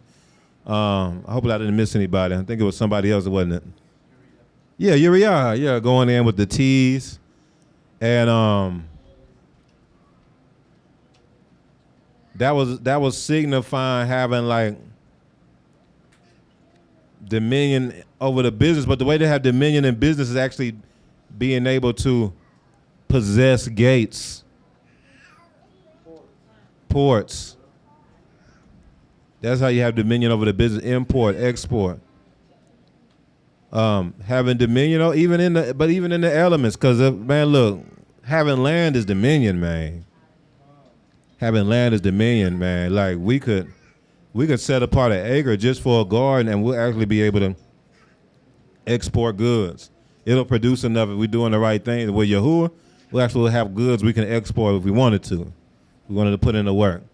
We just had to pray on it, see what we're supposed to grow. Hey, we want to do cotton industry and textile industry. You can take an acre and do cotton now. Next thing, you could do linen. Linen ain't that.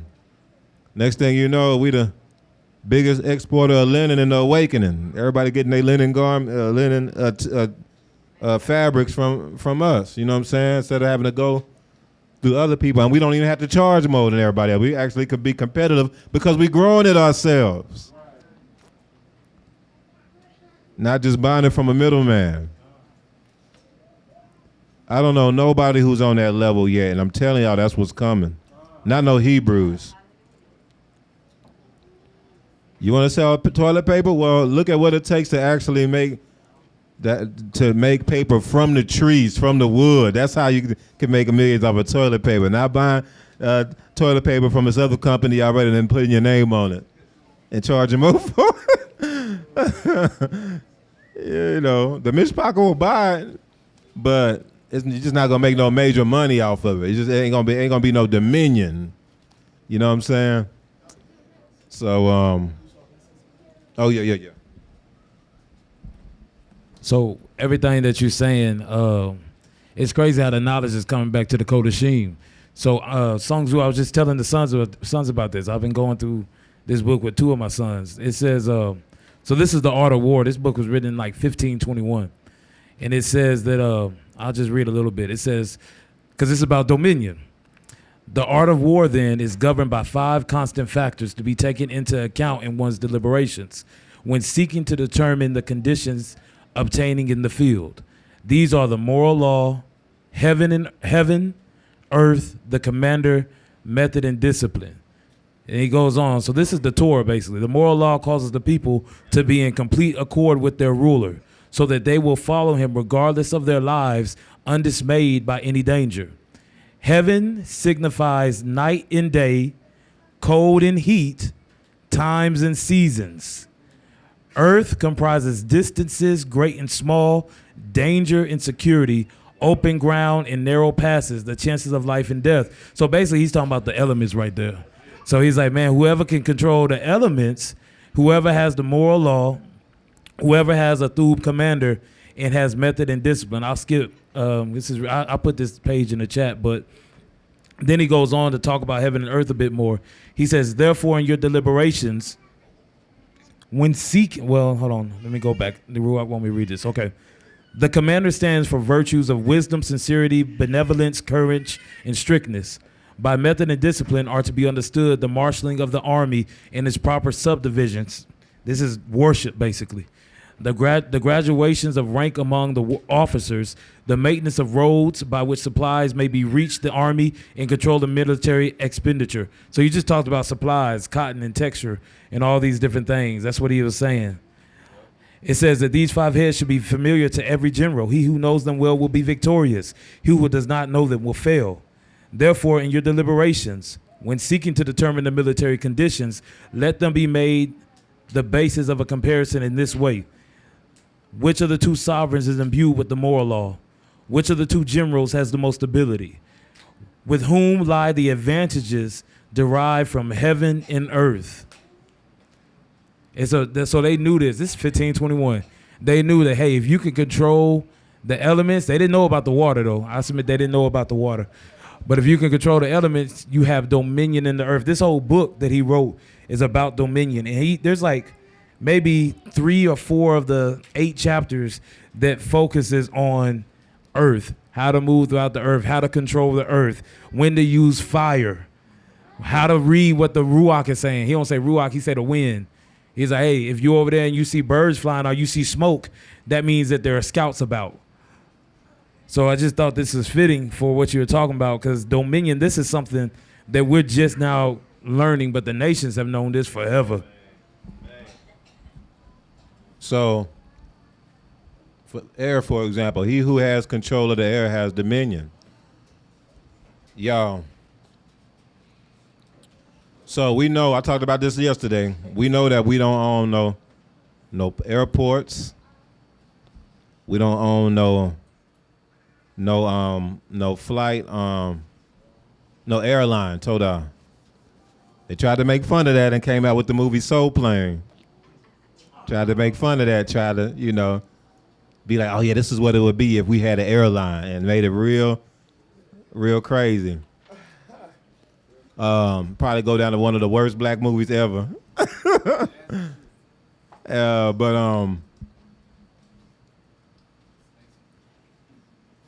The nations have so much dominion in the air that they even have fighter jets. Not only do they have airlines, but if something flies that they in their airspace that they don't like, they can dispatch fighter jets who will go in there. They got pilots trained. This is almost every nation. This ain't just America. It's almost every major nation. They can go and they'll go in the air and they can shoot down whatever they need to shoot down. Y'all, they can fight their wars from the heavens. They can get their fighter jets, fly and drop bombs and shoot missiles from the heavens. We don't think about that. What Hebrew have a fighter jet? Like the level of them, we don't even think like that because we're so far away from that, it seems, as far as that level of dominion. But let me tell y'all something, man. We got fighter jets. They just trying to be like Yahuwah, right? We can dispatch Malakim, y'all. That's what I'm saying. What do you think the Malaks do? They open their eyes. What they had? All them Malakim everywhere. Chariots in the sky. There was one time, man, they tried to come against Hezekiah, them people, man. They was talking down against Hezekiah. And they surrounded Jerusalem, man. A Malak was dispatched. One. And basically incinerated about 100,000. It said like 100 and something thousand. I believe it was the Assyrians, 185,000. We don't be understanding this. Like we like y'all. I'm telling y'all, the dominion is gonna come into the. That's above and beyond. See, man, I'm telling you that when Yahuwah showed me that vision, man, of this military that I was directing, y'all. Man, like the level of power that Yahuwah is giving over to the Kodashim again is amazing. It's amazing. Think about when Yahuwah did the flood. I bet all them nations had major militaries at that time. This is the pre-flood times. Major militaries, major power. They probably thought nobody can touch them. And then Yahuwah comes, just, okay, I got you. The elements, boom, flood everywhere. And the only people that made it was the one they were probably all mocking. This dude here, man, what are he talking about, man? This dude here crazy. Dude, Noah don't know what he's talking about. He the one who made it. And Yahuwah used the elements to destroy everybody. Wasn't none of their technology, wasn't nothing they had was going to be able to save them out of that. And that's where we're at now. You see what I'm saying? That's where we're at now. I talked about this before, man. You know, people are scared of, the nations are scared of the atom bomb. They say that's the weapon of mass destruction. I said this before. Man, declaration is the real weapon of mass destruction. Declaration, y'all, is the real weapon of mass destruction. That's why Yahushua said he's coming out of my mouth as a two-edged sword. All right, y'all. Hallelujah.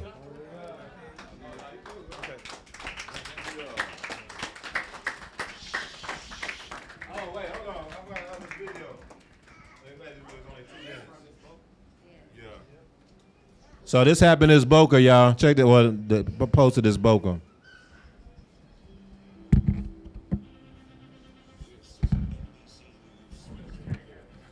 Oh, that's what I need to do. Oh, what's going on over here? Here alongside Joe Fryer here in New York, we have breaking news out of Israel this morning, where Hamas has launched a surprise attack within Israel's borders overnight. Oh my goodness. That word Hamas is violent.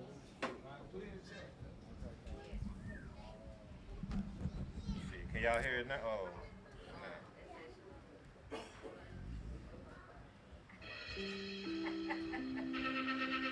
This is an NBC News special report.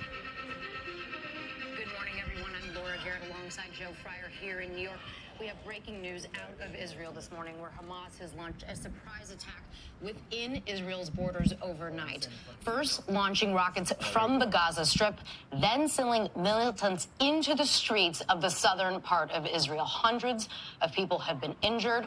Several have been killed, but that number could be much higher. You are looking at live pictures there. Let's go right to NBC's Raf Sanchez, who is in the south of Israel. Raf, good morning. What is the latest where you are? Joe, Laura, good morning. Israelis woke up today to find their worst nightmares had come true in the form of a massive surprise attack by Palestinian militants from Gaza.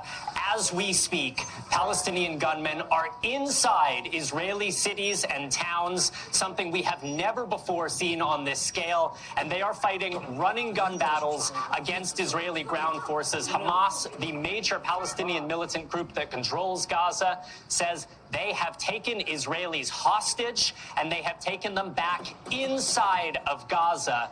Now, the Israeli military says this infiltration came by land, by sea, and by air. Y'all hear that? Hamas gunmen on paragliders infiltrating into Israeli territory, and this was done under the cover of a barrage of more than 2,000 rockets fired in the early hours of this Shabbat morning. Guys, I wanted just to explain to you what the scene is where we are right now. Yeah, that's all I wanted to show y'all.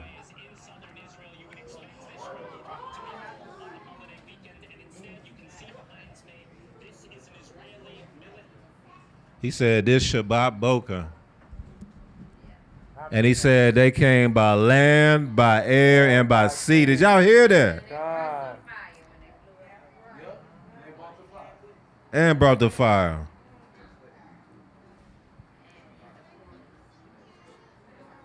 You can't make this up, man. I don't know, but they said this is something like never before. They never seen nothing like this happen. They're usually throwing rocks, or they might do some rockets and stuff like that. But yeah, or the underground tunnels. But this time they said they came in on paragliders. They never.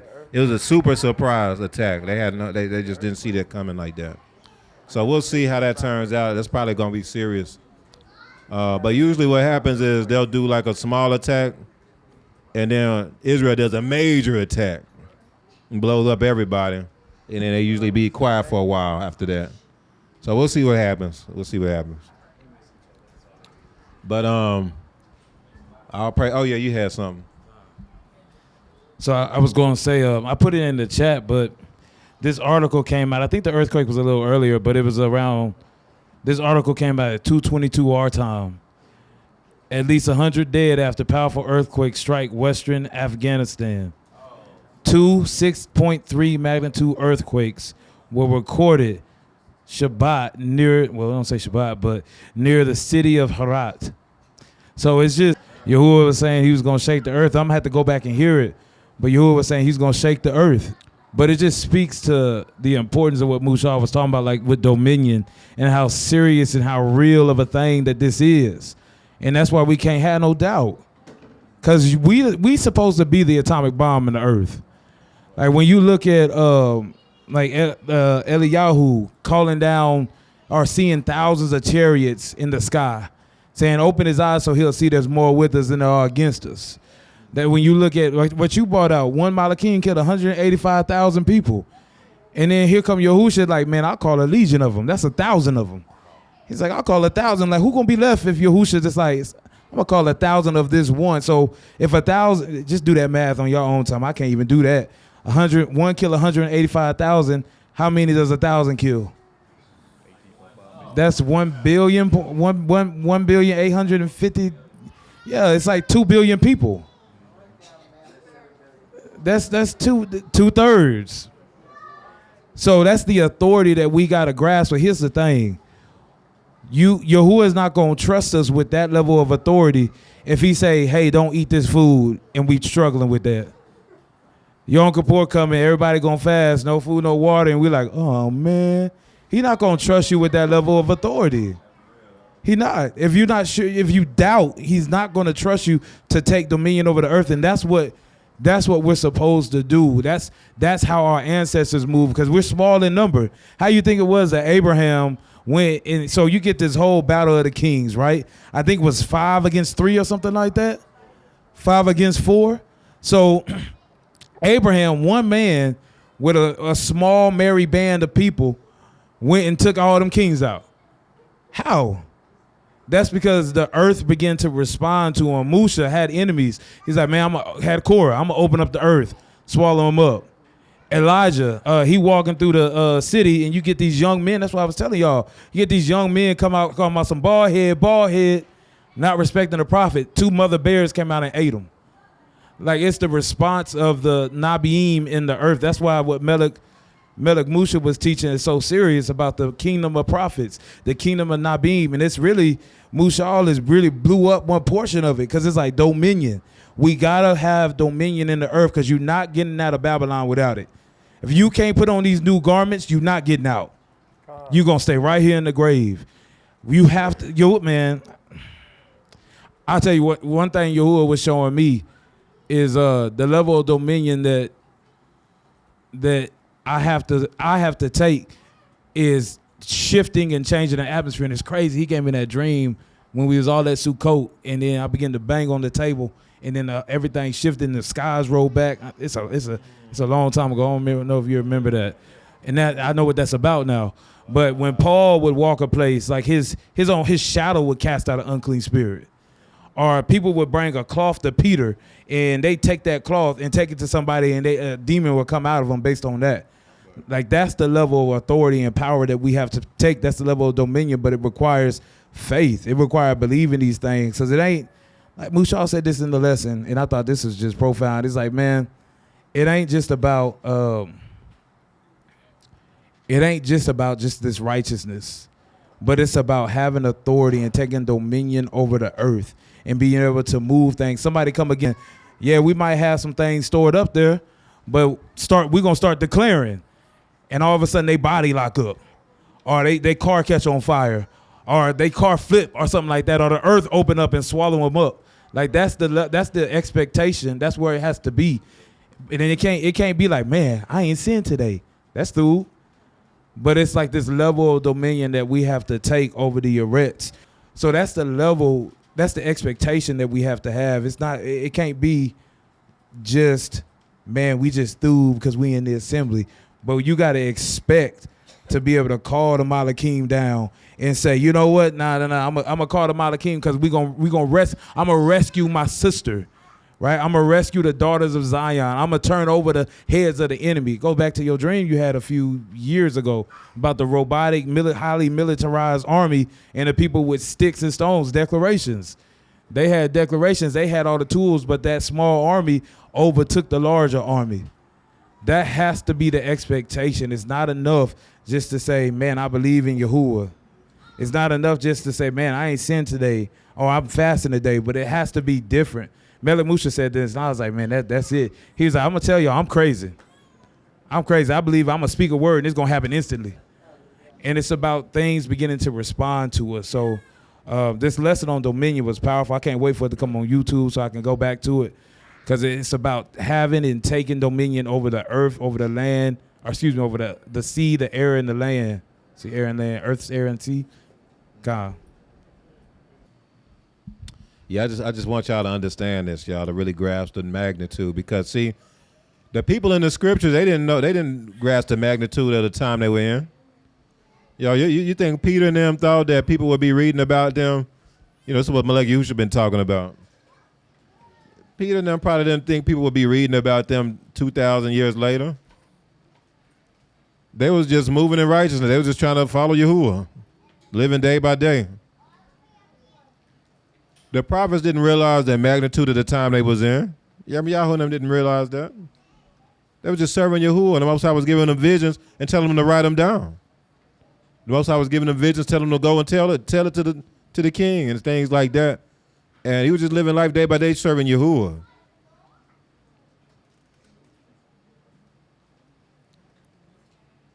We literally, I'm going to echo Melech Yahusha, we literally are living in the greatest time in history right now.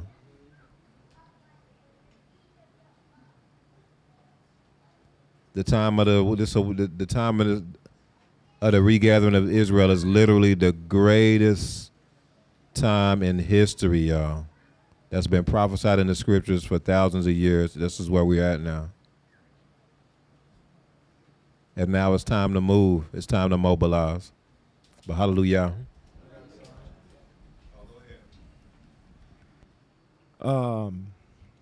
In Genesis chapter 1, you brought out right before he said, let them have dominion, he said, let us make Adam in our image, right? And we know that Yahuwah is a man of war. So we are also men of war. And if you look at, so I was listening to the lesson that the Melakim was bringing out, and the last two lessons I've heard Melech Musha talk about how our enemies that we were scattered to, that ruled over us, were not a people. He said that I would provoke you to jealousy by them who are not a people, which means that they didn't have a culture. They didn't have a spirituality, so to speak, right? So if you'll notice in the world today, most of the European, there's not very many melanated nations that have weapons on that level that the Europeans and the westernized people have. You get what I'm saying? Like, they're the ones with the fighter jets. They're the ones with the nuclear capabilities. They're the ones with the missiles and things of that nature. The melanated nations really don't have that because they not that spiritual. They can't call down fire from the Shamayim. So they have to create some type of weapon to be able to do that, right? They can't, fire arrows from the Shamayim and things of that nature and take out 185,000 people, right? With one swoop by sending a spiritual being. What they have to do is they have to create something in the natural to be able to facilitate that, right?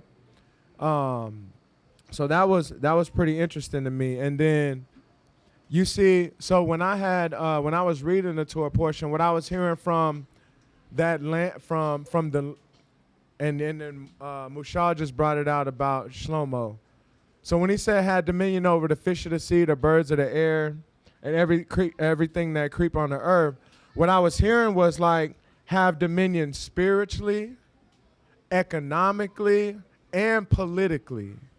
Because politically is like the beasts of the field. We know the beasts are the nations, right? So that's like politically. When you talk about the fish of the sea, you're talking about the ports and things of that nature. Even Yahusha said, hey, look, go pull the gold coin out the fish's mouth, right? That's like economically. We know that that's how they were able to provide economically was through fishing and ports and things of that nature, even to this day, right?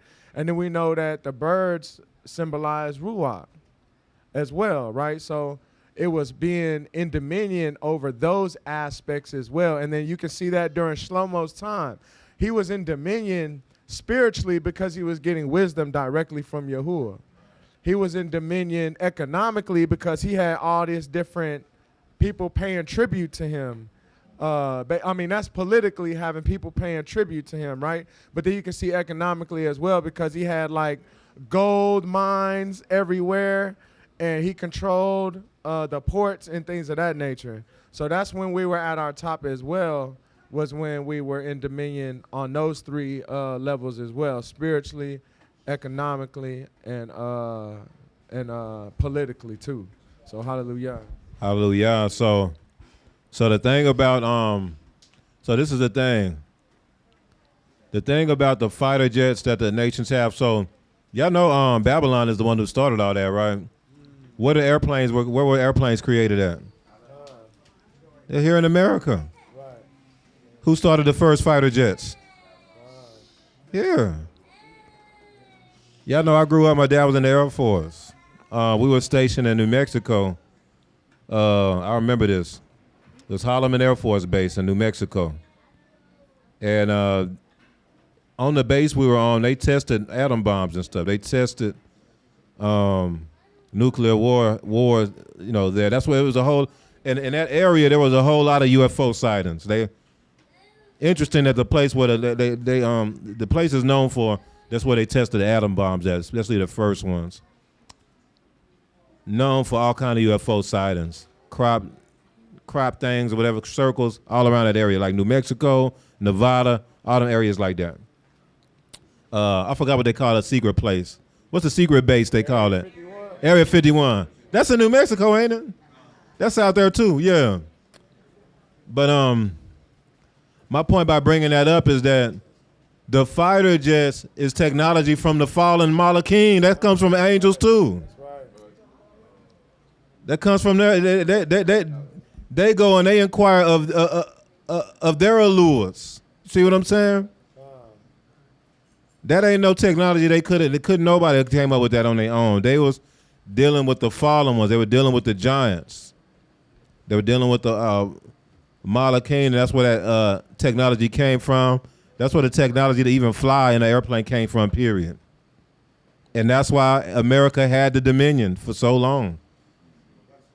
Because they the ones who had access to that information. They the ones who had, America had dominion over the airways forever. They were crushing everybody in the skies when it came to fighter jets, things like that. They were the only people on the block with an atom bomb for many years. They were the only people on the block with a nuclear war. Where do they get that technology from? To have a nuclear bomb? No, man, them come from angels too. Them just the fallen ones. They don't no match for the Malachim of Yahuwah though. You know what I'm saying? But yeah, that's a through point though. One more thing.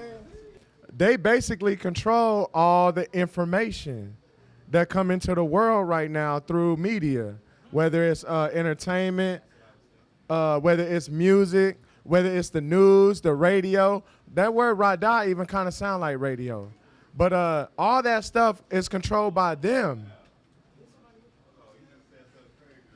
Yeah, all that stuff, all that information is controlled by them. That news channel right there, controlled by them. Every single sports, ESPN, Disney, NBC, ABC, MSNBC, the radios, everything is controlled by those group of people. YouTube, Facebook, Google, all that stuff, controlled by them. So Hamas, right? Hamas was the group of people that basically started going into Israel, shooting the rockets in there and stuff, right? So Hamas is actually a Hebrew word that means violence. And that word was in our Torah portion today. It was chapter 6, verse 11. It says, Yahuwah looked upon the earth, and indeed it was corrupt. For all flesh had corrupted their way on the earth. No, I'm sorry, it was in verse 11. The earth was corrupt before Yahuwah, and the earth was filled with violence. That word violence is Hamas.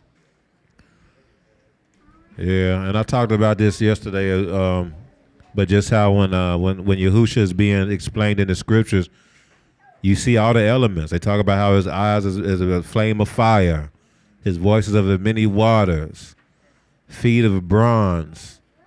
When they talk when Yahusha is being described in the scriptures, when he's being seen in visions, you see the elements.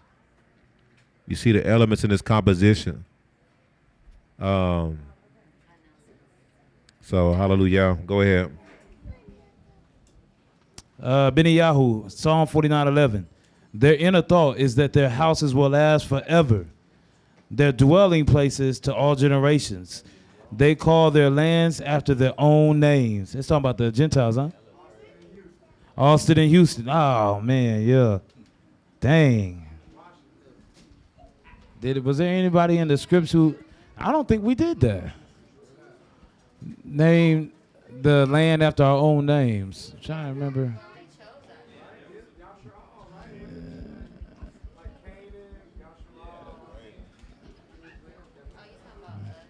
Yeah. No, I was talking about the scriptures, yeah. Because I see like Jerusalem. Did they call it Israel? Did they call the land Israel though? I don't think we call the lands after our own names. Like there were some, it became known as like Jerusalem was known as the city of Dawood, but didn't nobody call it the city of Dawood, did they? It was called Jerusalem. They had some of their names on the original picture, you know, like Cush, Sheba. They had some of their Right. on there from Noah's children.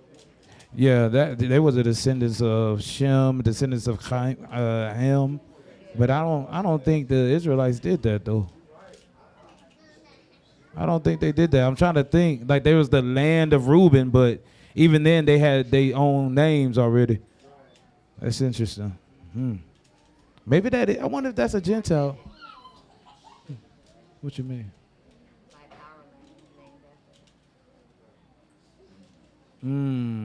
I think I got you. And it could just mean, it don't necessarily, it could mean that they basically choose their own name for the land. That might not necessarily mean that it's named after them.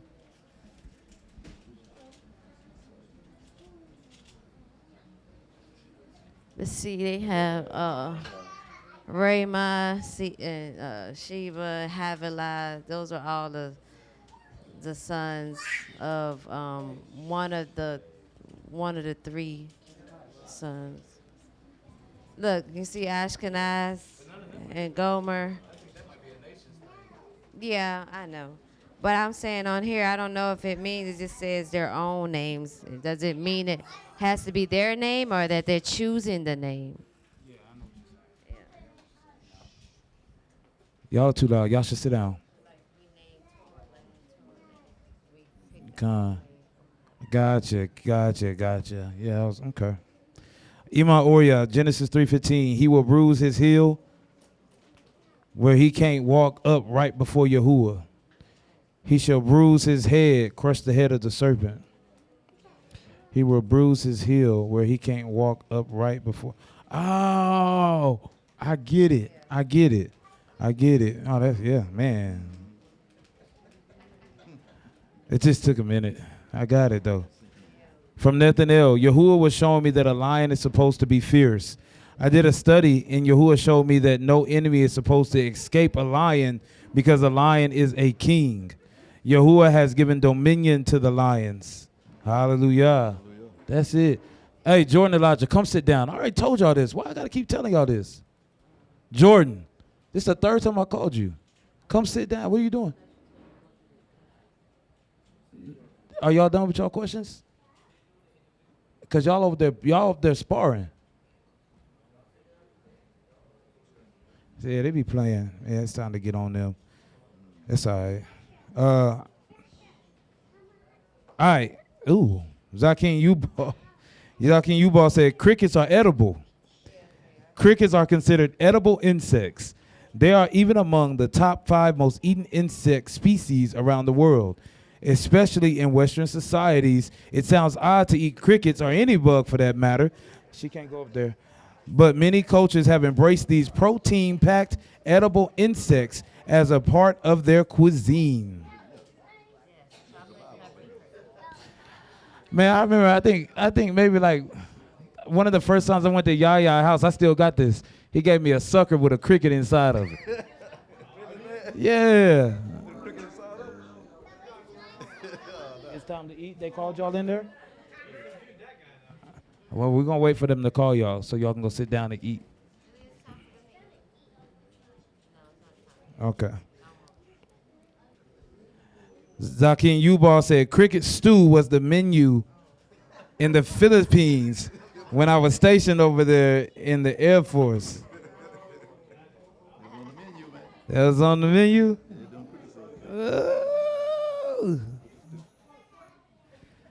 Ugh. Shamar.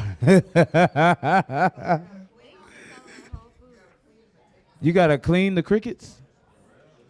That's a thing? I ain't never heard that. How you clean a cricket? You sure you ain't talking about crawfish? Oh, okay. I know you got to clean them crawfish, them Louisianans be eating.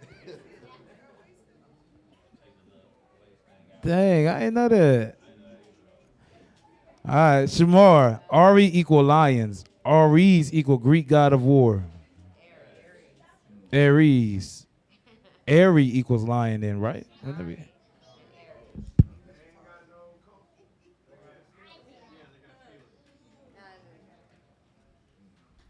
You wanted to bring something out about that, though?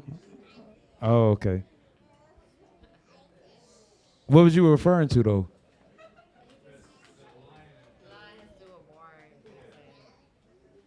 Oh, the relationship between the two Greek words. Ah, hallelujah. Hallelujah. Yeah, I ain't getting nothing today. Y'all got to make it plain for me. I done changed a poo-poo diaper, and yeah, I can't. My whole ruach. that drained my virtue. Oh, man. All right, hold her. She said, I was telling Shimshon a couple of weeks ago, I said, man, every time I cry out to Yahuwah, he literally answers me. He for real come see about me, quick. I told him Yahuwah comes and sees about his daughters, for real. That's it. That's it. I'm telling you, man, that's how it be with Hadassah, too.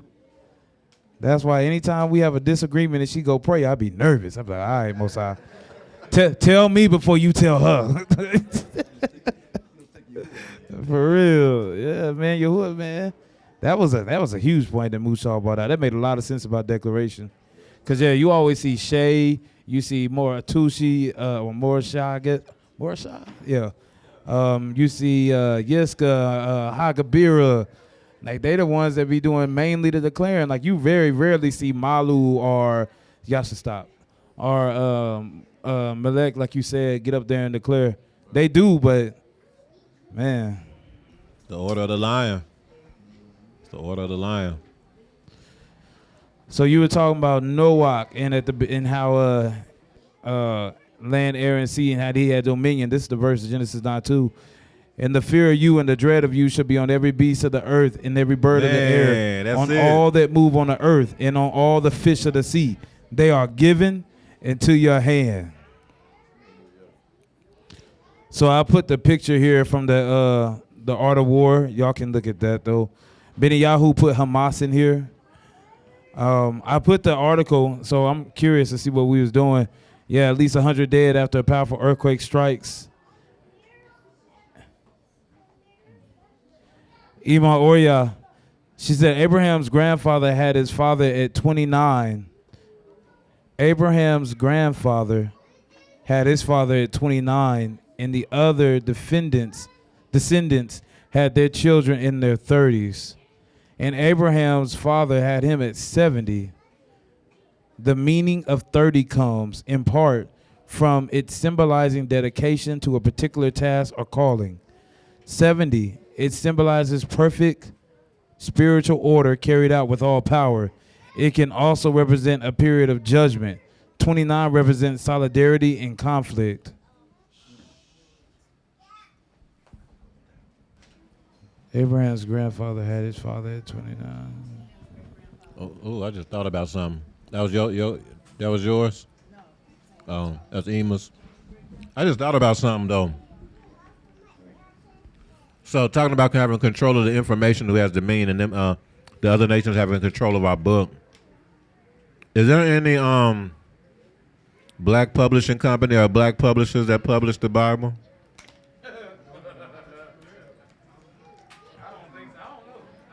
The other nations are making millions off of our book, y'all. Millions. Like we need to publish a Bible, man. This came to me when I was in the car on the way. For real. Put the right names in it. You know what I'm saying? Yeah, I remember one. Yeah. Yeah, we need to purchase up. We need to publish our own. We have our own Bible, man. Rebirth. Rebirth Bible. That's Dominion, though. They got a Jehovah Witness Bible. They got a Catholic Bible. They put their own misinterpretations ingrained in the verses and stuff. We could actually do our own, publish our own Bible and put the right stuff in there. Put Thub in there.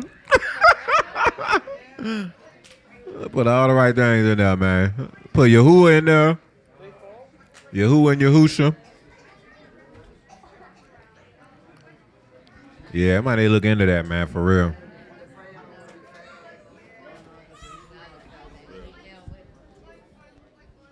Man, I know they got a publishing company up there in Anderson. Yeah, Shefarim. Yeah, Hadassah's supposed to be working with them too. Yeah, that's dude. Hezekiah.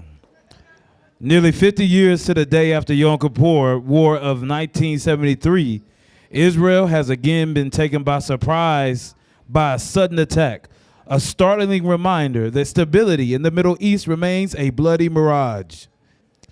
Zakim, man, Zakim, you going off in the chat today? Yeah.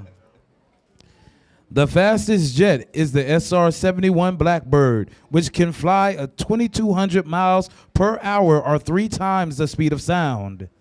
In comparison, a Malik can travel at the speed of light or 186,000 miles per second. Zakim? Man can't compete with the Most High. We on the winning team. Dang. That's not even close. It's not even close. Oh, I love this quote. And then here. the Malachim can go through different dimensions and everything. God, he even got a ratio on this film. He's stepping in one dimension, just step out at the end. Man, that's what we need to be doing. For real though, that's what we need to be doing. I'm telling y'all, man, this Dominion stuff is just Yahuwah so through. I'm ready. Well, I ain't ready yet, but I'm trying to get there. Ibayasha. Let's see here.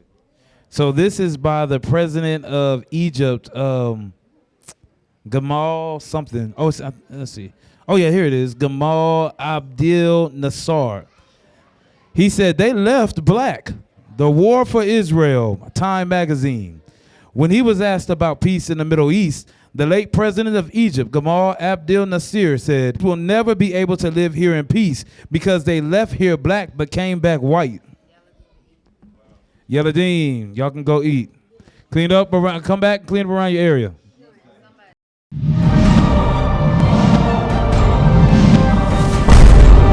Rebirth of a nation. Hebrew kingdom building.